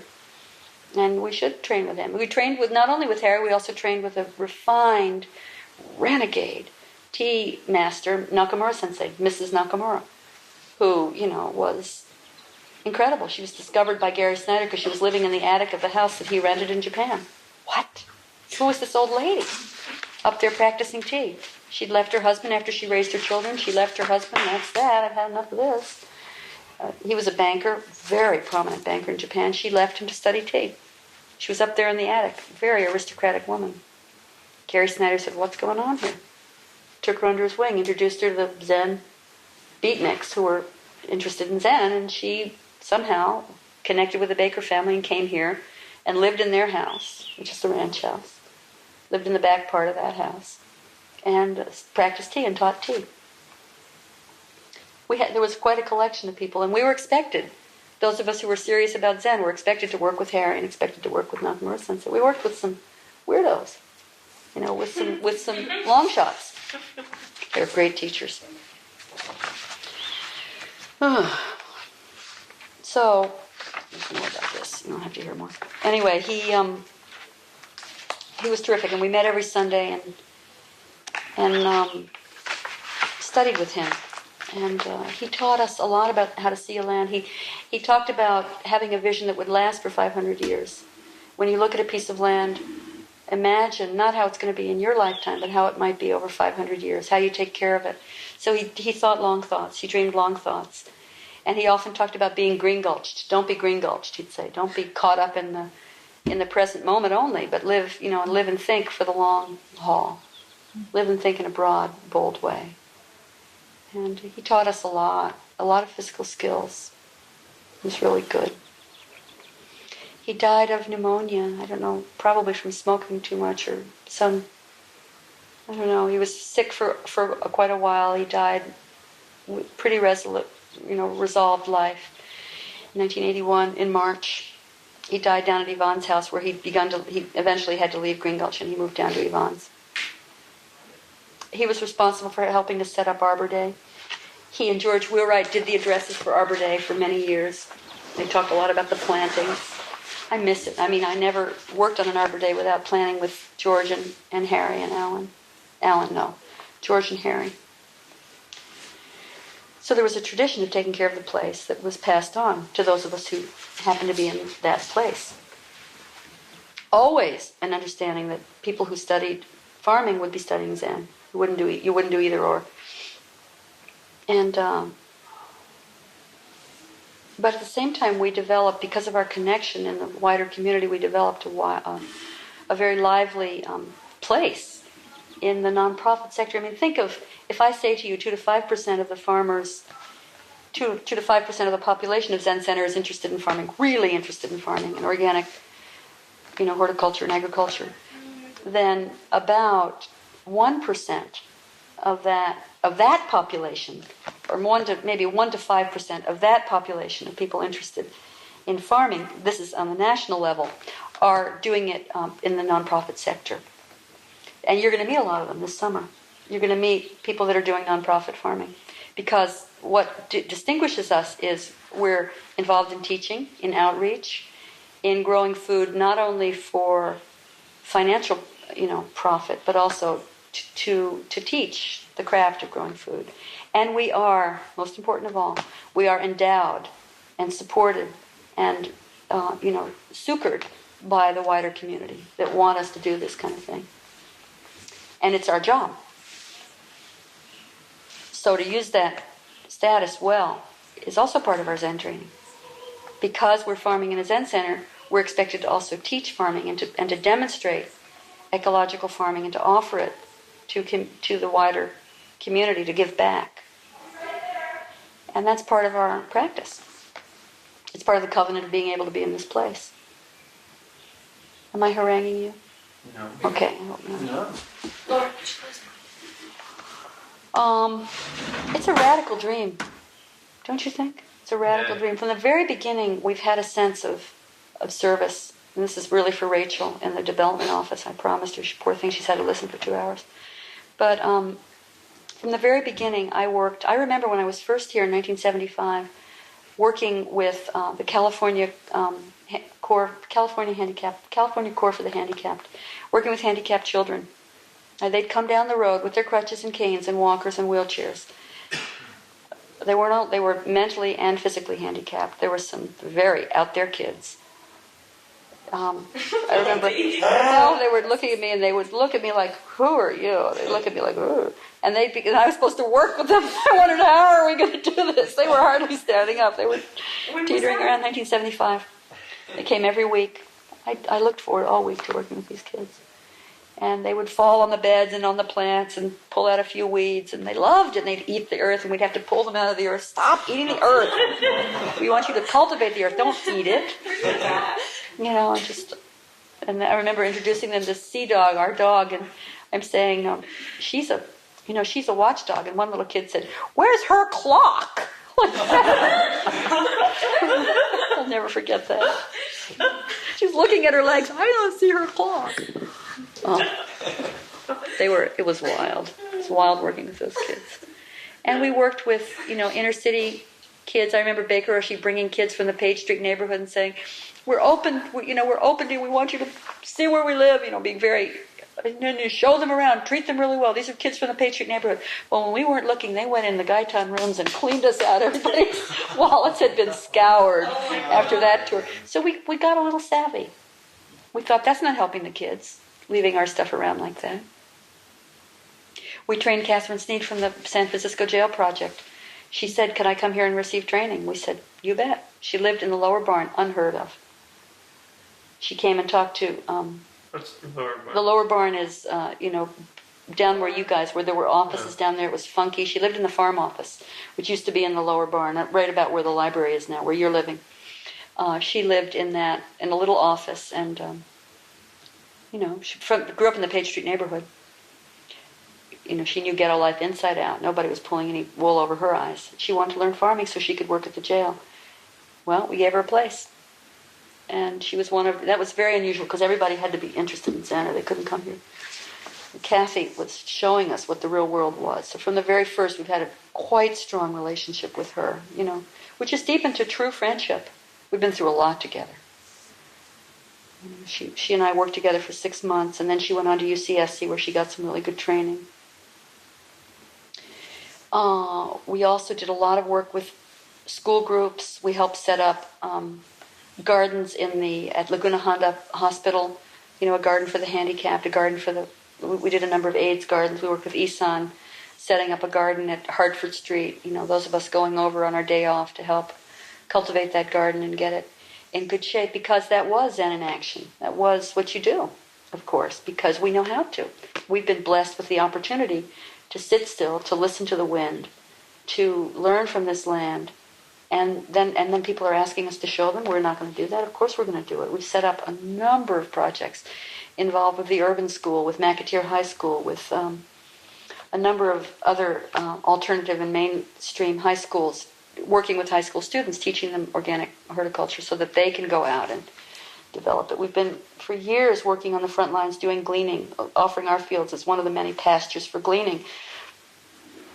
That's what Janet Brown, our great friend from the All-Star Organics Farm, is doing now, bringing groups of wealthy kids to glean for children who aren't as fortunate. That means they go through, and we've picked over our chard, and there's still some chard leaves. The wealthy kids, we call them the beamer gleaners because they come in beamers. The beamer gleaners. So they come and they park their beamers and work with us all day. And they harvest 1,000 pounds of chard for soup kitchens. And their lives begin to open up in a different way. Do projects still go on? Yeah, they're happening all around you. They're primary. So I want you to know this because it's really important. We've always had a sense if we're going to grow for Green's Restaurant, and we used to provide for Chez Panisse Restaurant, then we're also going to be delivering to Martin DePura's Soup Kitchen. We're going to be delivering to the Mission. We're going to be delivering to the Marin County Food Bank. We're going to be working in the jail. We're going to be giving hundreds and hundreds and hundreds of plants away to the jail. Oh, that's so nice. Without a doubt. Yeah. We provide a lot of plants and a lot of expertise for setting up school gardens. The Martin Luther King Junior High School garden, and Peter and I are both on the advisory board, helping with that garden, helping with those projects, helping, just sharing what we know. Welcome. Hi. You can have a chair. I think I will. Does produce still get delivered to soup kitchens? Yeah. On a regular basis? I think so. Yeah, we haven't picked for soup kitchens since we gleaned, probably 6 weeks ago. Not just because we gleaned, everything's gone. We'll do it a little bit later. Yeah.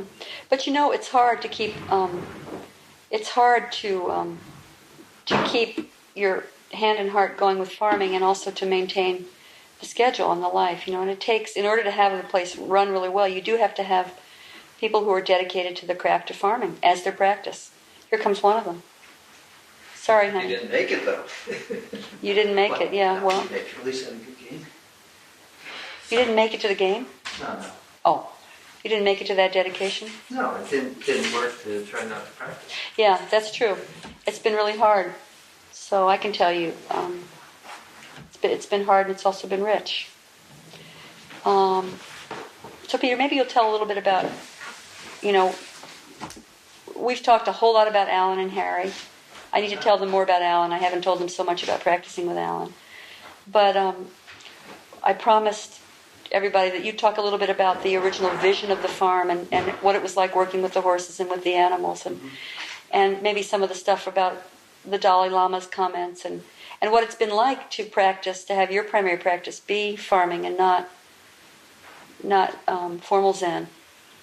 And, just anything you want to convey to this wonderful group of brand new students. I And this, know everybody. so let's introduce ourselves. This is Peter Rudnick, who's been here since 1975 and worked on the farm, worked in the fields in the farm for close to 20 years, up until about a year ago.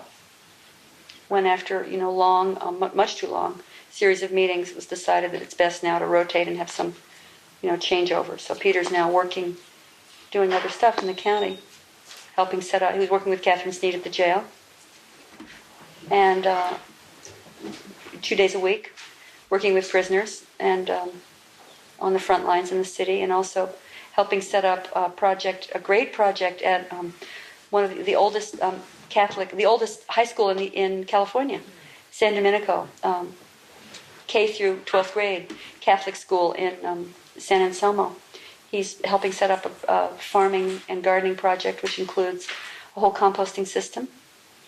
And working, he's an elected member of the Muir Beach Community Services District. He got the most votes, I'm happy to say. And he's considered a moderate, which is very cool on that in the outside world, which is nice. Not so moderate at Senn Center. Also a member of the Marin County Food Policy Commission, the treasurer of that group, looking at how organics. I don't know what the Food Policy Commission is, but something. They do some good work. That's a whole other topic. And a very experienced farmer. He's done a lot of work, particularly with potatoes and compost. Studied compost really deeply. So, welcome. Really happy you So came. what was the question? Oh, you were going to introduce me. Yeah. Introduce everybody. I'll let everybody say a tiny bit. Tell me. Their name and where you've come from would be great. My name is An, and I'm a volunteer. I'm not an apprentice this summer, and I live in the city. I see. She's particularly interested in the farm, so she's been coming out to volunteer in the farm. I think I maybe have seen you around. You have been around a bit. Yeah, the last couple of weeks, yeah. I'm Sunchild. Where I've come from, I was just spending the weekend at home outside Willits, walking above the Douglas fir and redwood stumps left in ashes, and feeling the spirit of those trees and the huckleberries that still grow underneath them they're now taller than the trees. Mm. Okay. Sunchild's lived in that watershed. Was born there. I'm Bapu. I come from Davis. Studying kind of sustainable agriculture and other things. You worked on the farm out there? Yeah. And I guess Jeff and Allison also did. I'm Todd. I'm an apprentice. Here on the farm. Where are you from? I was raised in Illinois, Rochester, Illinois. Is the town. I'm Matthew. Been in Boulder, Colorado for the past few years. My name's Rachel, and I've been in Berkeley for the past few years. I think you know my name, but I want to remind you. Well, what's your story? About something. My story, I want to remind you. Well, my name's Mimi. But my teacher, who David. ever taught me about organic gardening and farming, was your student, David Petrie. We love David Petrie. Yeah, so that's how I heard about Green Gulch 7 years ago when I started organic farming In Texas. in Texas. After he came from UC Santa Cruz, he came here, and you two taught him quite a bit. Well, he also knew quite a bit. He did. Great, experienced person. Oh. Thanks. Sure. Nora, here. I grew up in New Hampshire. Oh, New Hampshire. Okay. I'm Laura. I know that. And I even know you're, wait, are you from St. Louis or? Yeah, great. So what was the question? Well, to the opportunity, we have half an hour or so to just let people know a little bit about the old history of the place. I told them that we used to have cows and chickens and horses, but I haven't told them about, that much about how the land was actually worked. And I did talk to them a good bit about how physically based we used to be in the first years of Zen Center, and how much physical work we actually did. But talked a little bit about communal work, but it's open for you. They don't know anything about Well, Charlene Mack or any of the really important stuff. well, we've been here since '72, right? I was lucky enough to come to Zen Center in '72, just when Zen Center was getting Green Gulch. And it's really true, and I've been thinking of it lately. There was, if you guys maybe don't were around at the time, but there was a Back to the Land movement that maybe Sunchild's parents were involved in that I really identified with. So I was interested in Zen, at least the idea of Zen, but meditation is not what kept me here. But seeing Green Gulch for the first time in 1972 was, it was like home. It was just starting. And the barn there, the upper, all those rooms were, it was a hayloft, it was a loft. It was just like storage. And Wendy and I met Wendy at Tassajara, and we came back. We went in '73. So I'll just give you the advice. I came here and I lived in the city and I was volunteering for about a year, and I was asked at that point if I wanted to move to Green Gulch, but I think I made a very good decision, and it's the one piece of advice that I tell everybody who's interested in the farm in more than just doing a season. But if you're really interested in the farm, the best thing to do is get familiar with it and then go to Tassajara for a couple of years. And I think that's a good piece of advice. That way you get see of all of Zen Center, and you get some credibility, and there's a lot of trips always in your practice, right? But in the beginning you have, things you have to sort out. So I think the identity of the farm, it should be set up that it isn't always relying on first-year people. First-year apprentices should be within a system that's working. And I think that's what I was trying to do to get a working farm here. So when Wendy and I came back in '75, they had done some work on housing, but they didn't have the nice palatial rooms that are over there now. In fact, Palatial. in fact, what I remember is the assistant director shared a room with somebody that was, 8 Closet. by 10. Yeah. I mean, we got $25 a month. We were paid to I get remember $25 a month, and which is more than you get. But that was after 2 years. You're right. That was after 2 years, and Wendy and I were able to live on it. And then, as things happened, some people were getting more money, and anyway, things worked out. But the standard of living, I guess you'd say, increased. But that the housing was the main thing. There were people always living here in a temporary fashion. A lot of the buildings are bullpens or horse sheds that you wouldn't recognize now. The ranch house where we lived was storage, seed storage, grain storage. And then they added on about 5 times. Part of what they added on was a tea house from Kyoto. Some of the nice Japanese details, so it's a mixed bag over there, I guess. I told the gang a lot about Bakeroshi and about practicing with him and his vision, and the fact that he brought. So you talked about George? Talked about George at length. They know about George and Harry, but they don't know. I didn't say much about the animals and about the original vision of the farm. I left that really for you. What it was like to do that, to work with horses and to. Yeah. Well, yeah. Just a little more general thing, and then we can get into that. There was a lot of building going on then. This building was built in '75. And there was really an identity of people really learning a trade. I was asked by the director when I came here if I wanted to be a carpenter or a farmer. And since I don't like straight lines, I don't believe in parallel lines, since there's nothing parallel in nature, I became a farmer. Yeah, Dick Baker was... See, maybe if you sit over next to Matthew. Yeah, the sun, I can't deal with the sun.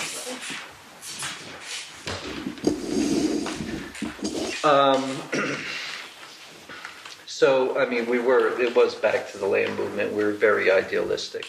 And culturally, we would do things like sow seeds for the lettuce out in the ground and then thin them, which I guess you've all transplanted, right? Yeah. Have you all transplanted? I mean, we went from there, incredible amount of labor.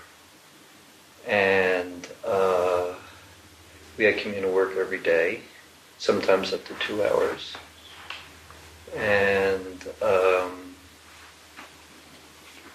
And we had livestock. The horses came in 75.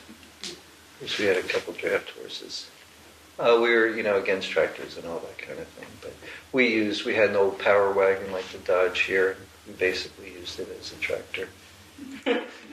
But it was like, not the green one.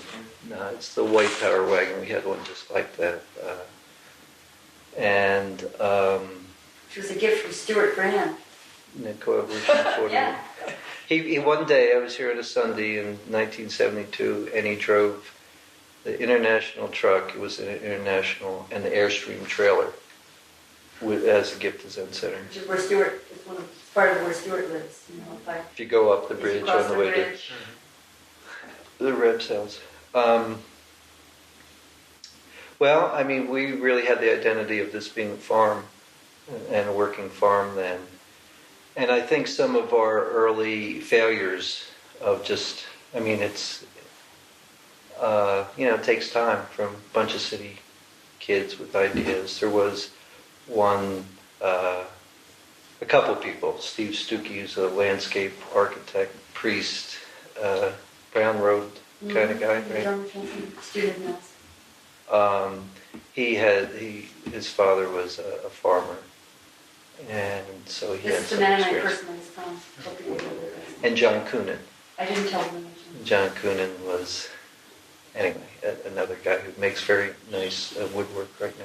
Makes rocking chairs, things like that. And they started the farm when in 72, things had been worked out by 75, but in 72, there was the Chadwick project over here, and he picked like the worst ground at all, right? You told him about that up here in Spring Valley, and then there was the field project, and I got involved in that, the field project, which we started an experimental plot in 72, which is in front of the field shed, field 2. And it didn't go all the way up. That second field, we graded it at one point. We made a ledge there. If you walked up there, we used to farm all the way up to the reservoir.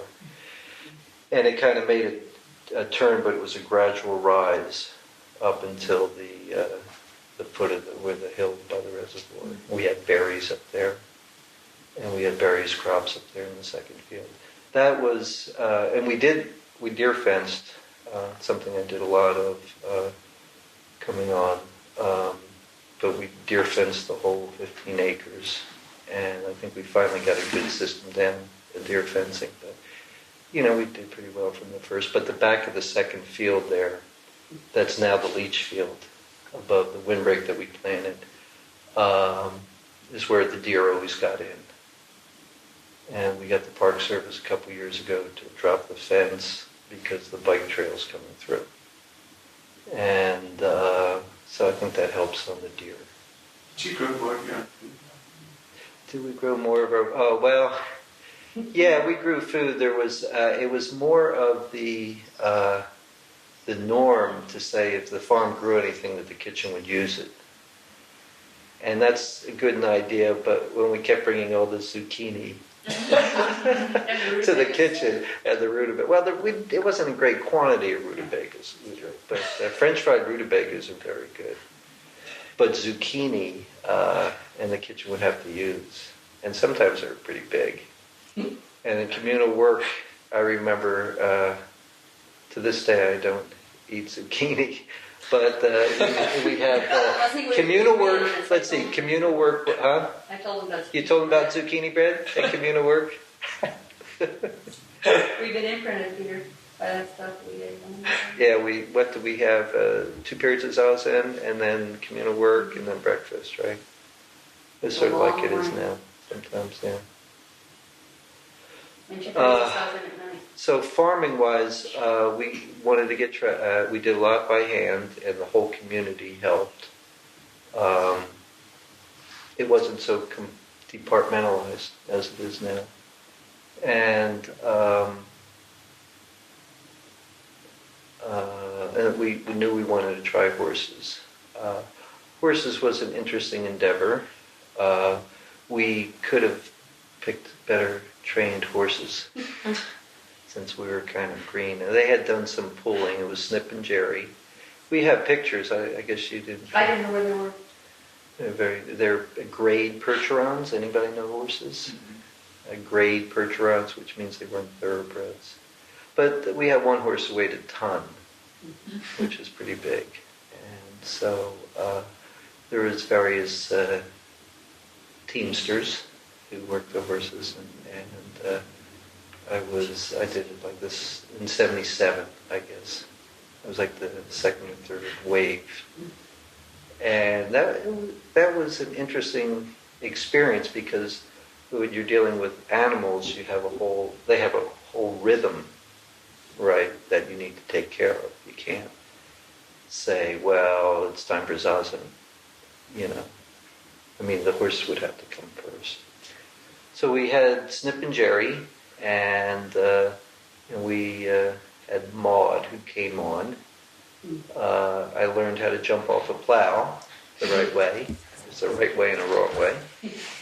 We had some pretty hairy experiences with the horses. But we were getting it down, I think.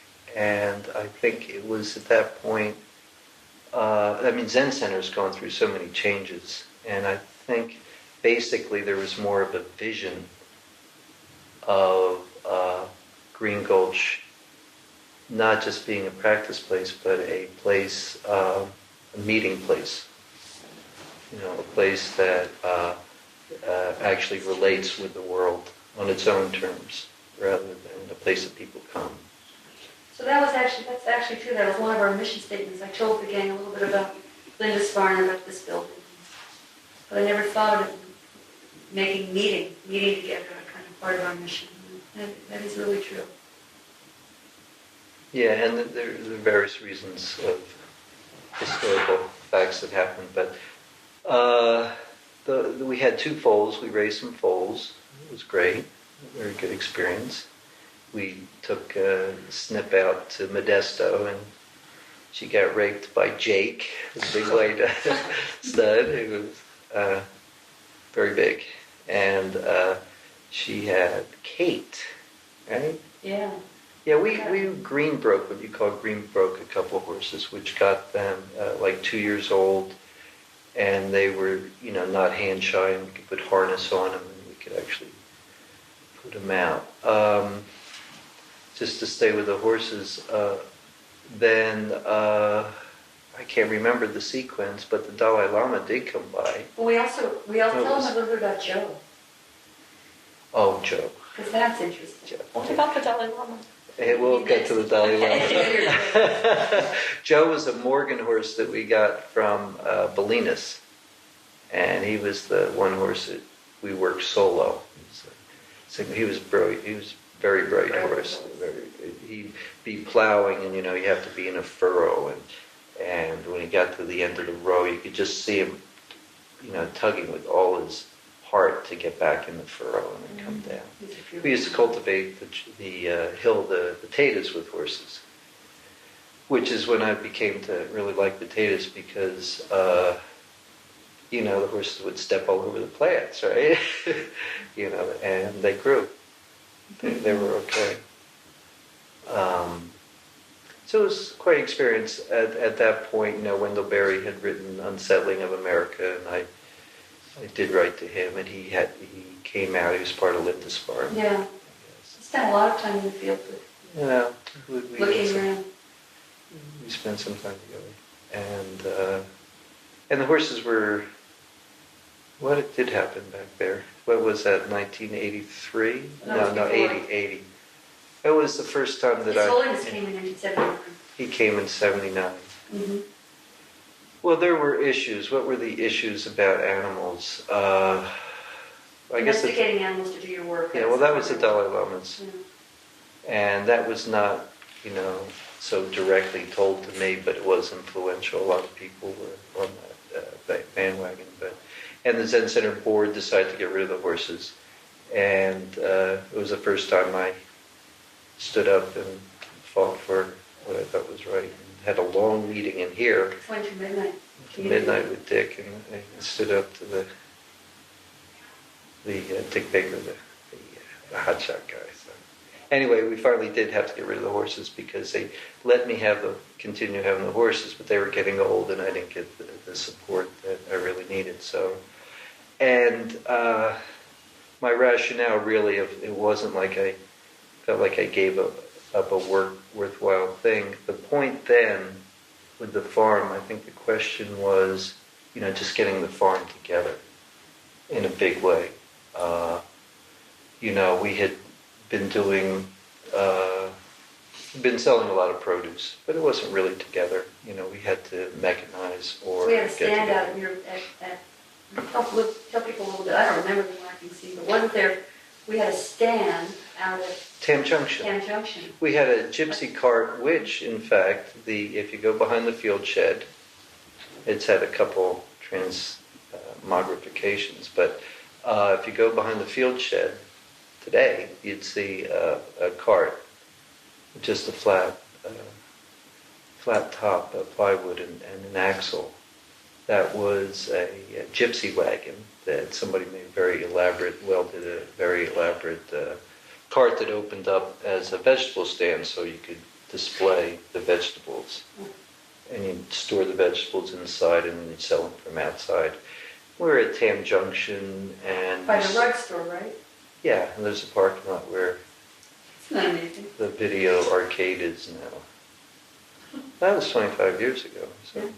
So, Peter, what did you say? You said it was getting so large that you had to mechanize or... Well, the farm had to there was issues in the farm getting together that was not just, horses or not. Mm-hmm.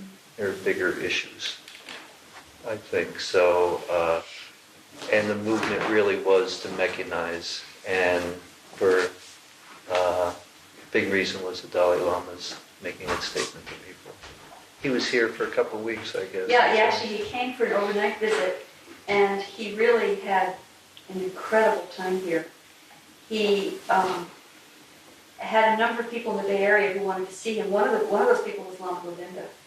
For those of you who've studied Lama Govinda's work, it's The Way of the White Clouds and the Tibetan Book of Buddhist. He was a German scholar who became a Tibetan Lama. Yeah, I'd never met the Dalai Lama, and I'd always missed him in Tibet. And I remember him coming here to visit His Holiness, and we had bodyguards. He had his own bodyguards. He had his own bodyguards because it was very, very tight times, 1979. And he was not safe or revered in the way he is now. He had to really be protected.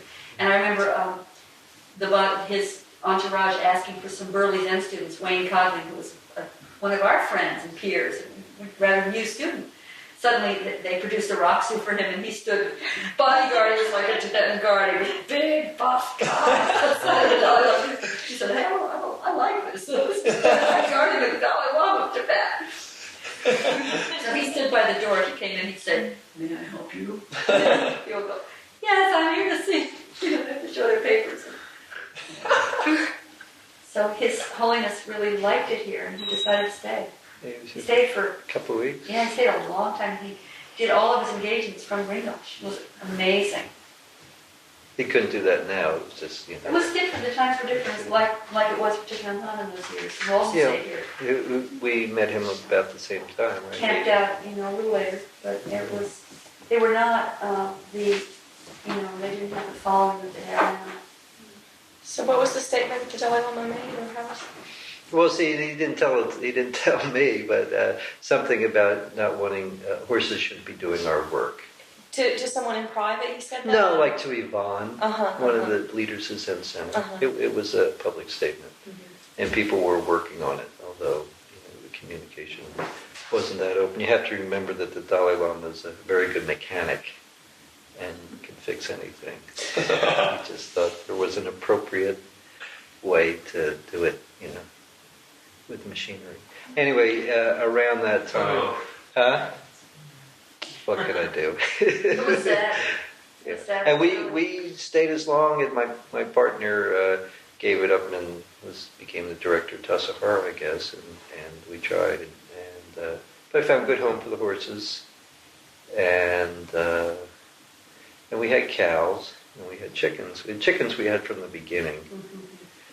I think they were from Alan Chadwick wanted us to have chickens, but chickens were good, and I mean it's an earlier part of the dialogue of should you eat eggs or not, I suppose, and the rationale then was, well, if we're going to eat them, we should grow them, and we should take care of the birds. So that's what we did then. And I ran the chickens myself for a couple years. It was a good experience.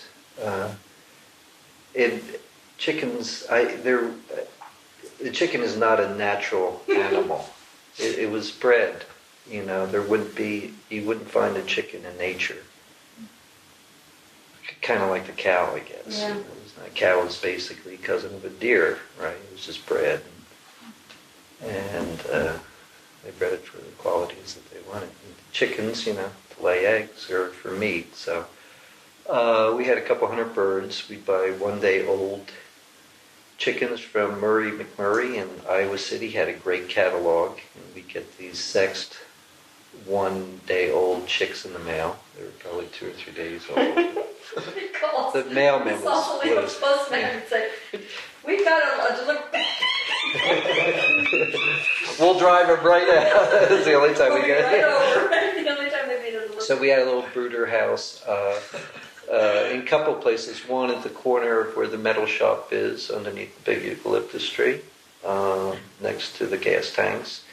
And then in the garden shed was the animal headquarters. Really, there was where we had hitching rail back there, and that was our and we had the corral there. And we lived in the trailer right near. So. And the windmill was the. I remember Peter getting ready to go to the island in the morning, and the cow, Daisy Moss Rose, would put her head out the stall, and she'd go, moo. Right where the basketball court was the milking parlor, and we had jerseys. The basketball court. Oh, basketball court. Basketball court. And that was tacked on kind of Green Gulch style. We had a big storm one day, and it picked it up and blew it into the One day city we came. Jerry saw it. Jerry saw it. We knew something had fallen. Actually, we were walking like that. We were walking with our umbrellas. But Jersey, and again, cows were the same way, but they're, bigger ethical question with cows is what do you do with the bull calves? So that was a real quandary. We were dealing with that. But, my feeling continues to be if you are going to eat, eggs and milk, then you should somehow take responsibility. I think it was, I remember there was Howard then, I can't remember his last name, who was, I'm sorry, I don't remember anyway. Howard? Dord? No, a different Howard. You'll think of him in a minute. McDonald? Yes.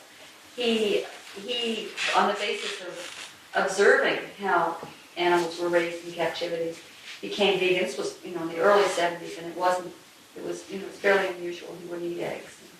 But eggs were a huge part of our diet. That's another thing. Well, dairy, really yeah. Dairy was, Dairy we had cottage cheese and custard and yogurt. We had dairy products all the time. Omelets, hard-boiled eggs, soft-boiled eggs. So. Did you make cheese? No, but we ate a lot of cheese. No, we experimented with making cheese. Yeah. And jerseys are very good. They're real high fat content, like 17% or something.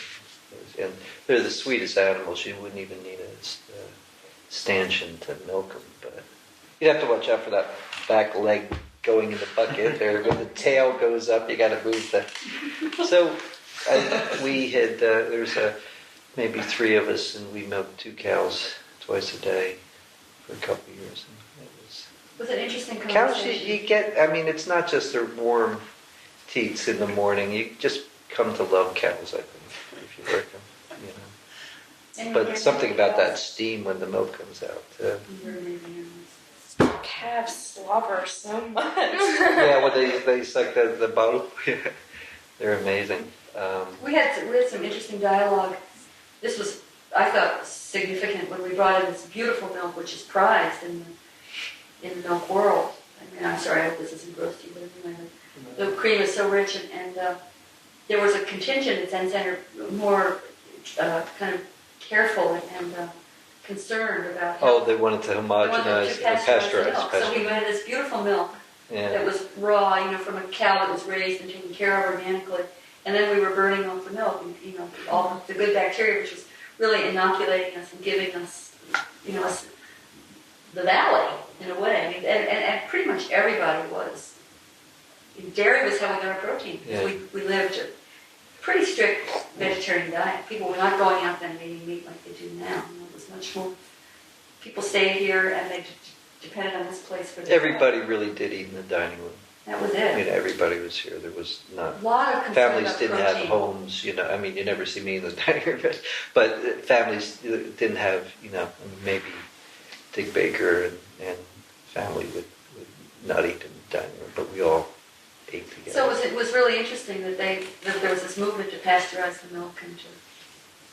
Well, it only takes 1 or 2 people. It was all around the same time. It made me think of the compost toilets. We had compost toilets that in the 4th field, right? You all know the fields. I know that's the first thing you learn, right? And then there's the fields.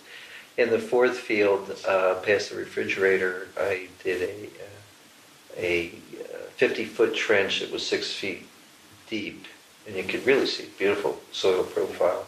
But we had compost toilets all around, and we drive it down there, pour it in, and then put dirt on top of it. So there's a whole bunch of compost down there in a strand, but I've never been able to see a difference in growth. The plant, so it must be really low. But yeah, we had compost toilets, and then around that same time, I think, and I guess AIDS was just coming on, and hepatitis, and people were, not quite understanding what was going on. It became illegal then to have compost toilets, so we got low. So we got low flush. It was a public place too. Mm-hmm. If we weren't a public place, it would have been okay. The part of Green Gulch, which is an important facet, is that this is a public place. It's not just a hippie commune, a religious commune, or whatever that we have. So people look, county, health departments, and all look at us differently. That, well, you're spending $800,000 on the Zendo. You need new bathrooms. You need new septic.